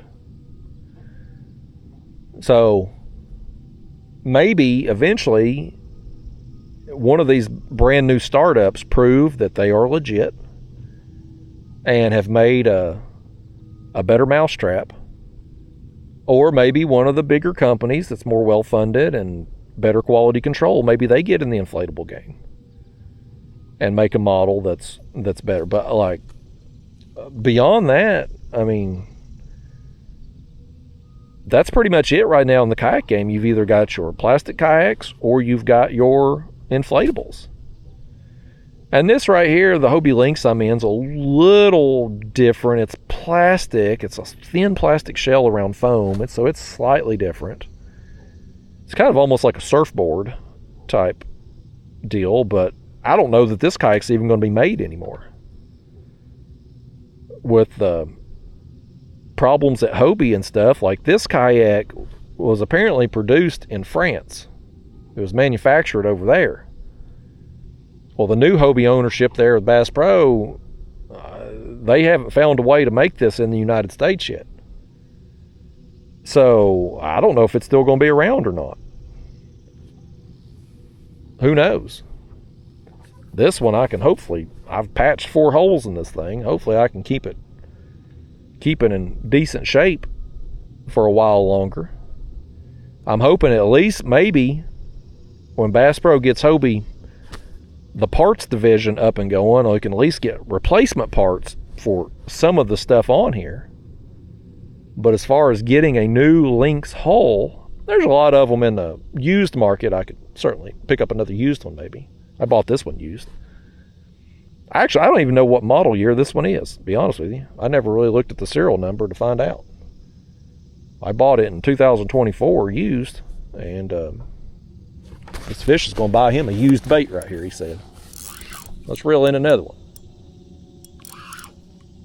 Right here in front of this creek. Right here at the bottom of the drop, buddy. We've made our way down this ledge. I don't know how much water we've covered today, quite a bit. We started out.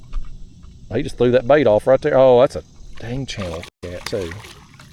I didn't want to catch no channel cats today. We were doing so good avoiding these things. I know, channel cat. I was just telling him I didn't want to catch you. He said he didn't want to be caught. Oh, he unhooked himself. Go on. Go on. You got yourself unhooked. Get yourself released there. There you go. Old channel cat. Yeah, I'd like to at least be able to get some parts for this thing. I've got another rudder system that I was able to buy from a dealer who wasn't online, didn't have a website. Any Hobie dealer with a website has been cleaned out of parts at this point, but I was able to get another rudder system because that'll probably be the next thing to fail on this kayak would be the rudder. So I keep it in the truck, that way I got it if need be. another thing that wears out on this kayak, I've seen people have problems with, is the clips where the pedal drive locks into place. Those apparently have problems too, and it's another thing nobody can seem to find. Some people have had trouble with their seats ripping. I fortunately have not had my seat rip yet, but if you do have it rip, good luck getting a replacement. I was actually reading a post on the interweb last night in the Lynx group. A dude's been waiting. He had filed a warranty claim, which had gotten approved on his Hobie Lynx hull a year and a half ago. 18 months. And this dude ain't been able to get a warranty replacement on the hull. It's like, I mean, 18 damn months. Can't get a replacement. And yet they want to charge what they charge. Like, you paying a premium. Part of that premium should be knowing that you're going to get help when you need it. But that ain't the case, folks, man. That ain't, not this day and time. All these companies, even companies that had a good name and reputation once upon a time, once they get bought out by private equity, you can forget about it. They ain't standing behind nothing. I think we got a fish working this bait on the left rod over here. Our line's swimming out that way. Well, I think he just stole our bait. I'm glad I saw that, or else he'd have got the bait and we wouldn't have known it. We'd been sitting there with a bare hook. If I'm gonna sit out here in this daggone heat, buddy, it's gonna have a bait on the hook. These fish better come on too. I ain't doing this much longer. I'm hot. I'm hot and I'm thirsty. I don't like to drink much. Unless I just get to cotton mouth or get choked up. I try not to drink on these long videos because I don't want to subject you all to it. To me slurping and gulping on the video. I am going to subject you to Lawnmower Man over there apparently. Used to be nothing but trees over there. Now you got a whole damn subdivision. Everything just keeps building up, man. Every day more development. That's your local politicians approving that crap too. We got apartment complexes going up everywhere in my town. I mean, I'm talking, you get these little back alley roads, ain't hardly wide enough for one vehicle, let alone two. They'll put 3 apartment complexes back there. It's like so much greed and corruption, buddy. And it just gets worse all the way up to the top of the federal government, which is why us peons like me and you just get held down with a thumb, buddy. I don't know how you fix it. That's the thing. It's like, you know, we can all gripe about it and complain about it. I'm the type of person that I'd like to do something. If I have a problem, I want to fix it. I don't want to just sit around and talk about it. I want to fix my problem. I don't know how you fix this problem though. The problems are so far gone at this point. I don't know how it can be fixed. That's the thing. And you can say, well, you know, just elect better politicians. Who? Who are you going to elect that's any better? I mean, nobody worth a damn wants the job. I can't blame them. Why would they? Why be subjected to that? I don't know what you do. I guarantee you, though, I pissed some people off today with my little chat. I probably lost some audience members. I don't care. I'm going to say what I say and be who I am. If you don't like it, take a hike. That's how I feel about it. You come fishing with me, whether it's real life or on these videos, this is the kind of crap you'd hear me going on about. So it's better that you hear it on video. That way you can, if you don't like it, you can just click off the video versus actually being out here with me and being stuck with me for a day.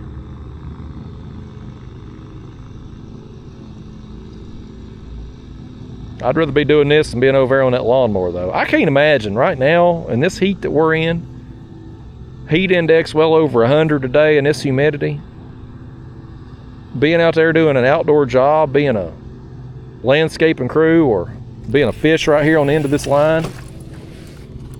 We're getting another one. This is gonna pull.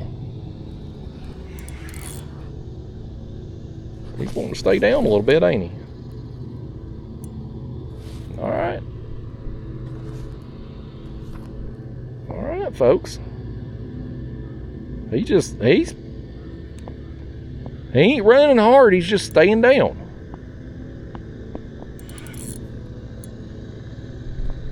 Oh, there he starts rolling. Okay. We got his attention. Take our time here. Take our time and enjoy the fight. Get pulled around a little bit. That's what we play the game for right here, folks. Just get pulled around. I like getting pulled around by catfish. I like catching a lot. I don't like catching channel cats, but I like catching. Well, I like cat. That's not true. I do like them up on Sandusky Bay where they get big and you can catch a bunch of them. The kind of channel cats we have here, I don't care for them. But up on Sandusky, I do appreciate those fish. I'm seeing a lot of bubbles come up. 26 feet. We're just down from that creek now. Yeah, well, he ain't very big though. He had a big attitude, but not all that big. Just a larger dink. Maybe a small fun size in length, but not real big. Every fish we've had today has been skinny, which I would expect this time of year post spawn. All these fish have nested and lost a bunch of weight. There you go, fish. Get your moment of fame right there. You got anything, any words of wisdom? What do you invest your money in, fish? Ain't got none. He said he's just day to day, man. Day to day, trying to make it. I feel you, fish. I got you. I can't imagine though, but dude, lawnmower man over there, working in this kind of heat, this time of year, he's a better person than me. I wouldn't want to do it. Even worse would be something where you maybe up on a roof or something, doing shingles. I couldn't. I ain't cut out for that kind of work, folks. And I'll tell you straight up, I'm not going to sit here and try to BS it like I would be up for that kind of work. I'm not cut out for it. Hell, I ain't cut out to fish past 11 o'clock in the morning anymore this time of year. My ass is at the house in the AC.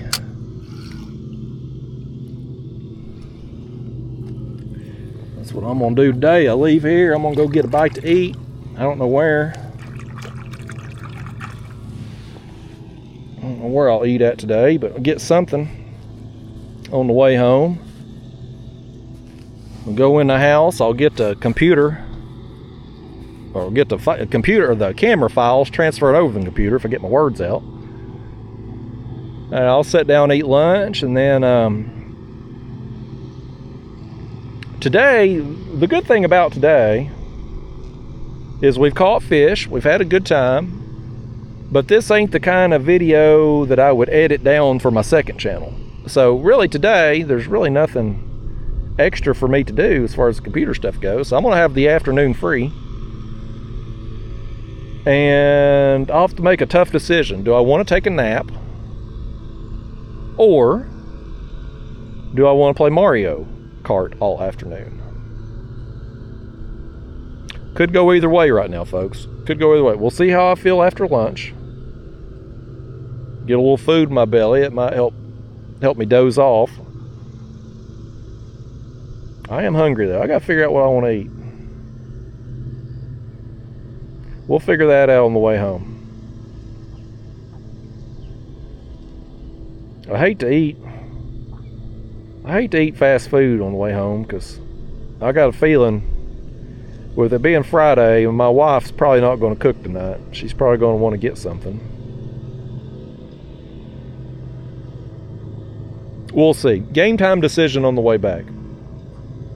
Nothing sounds good though. I'm over fast food.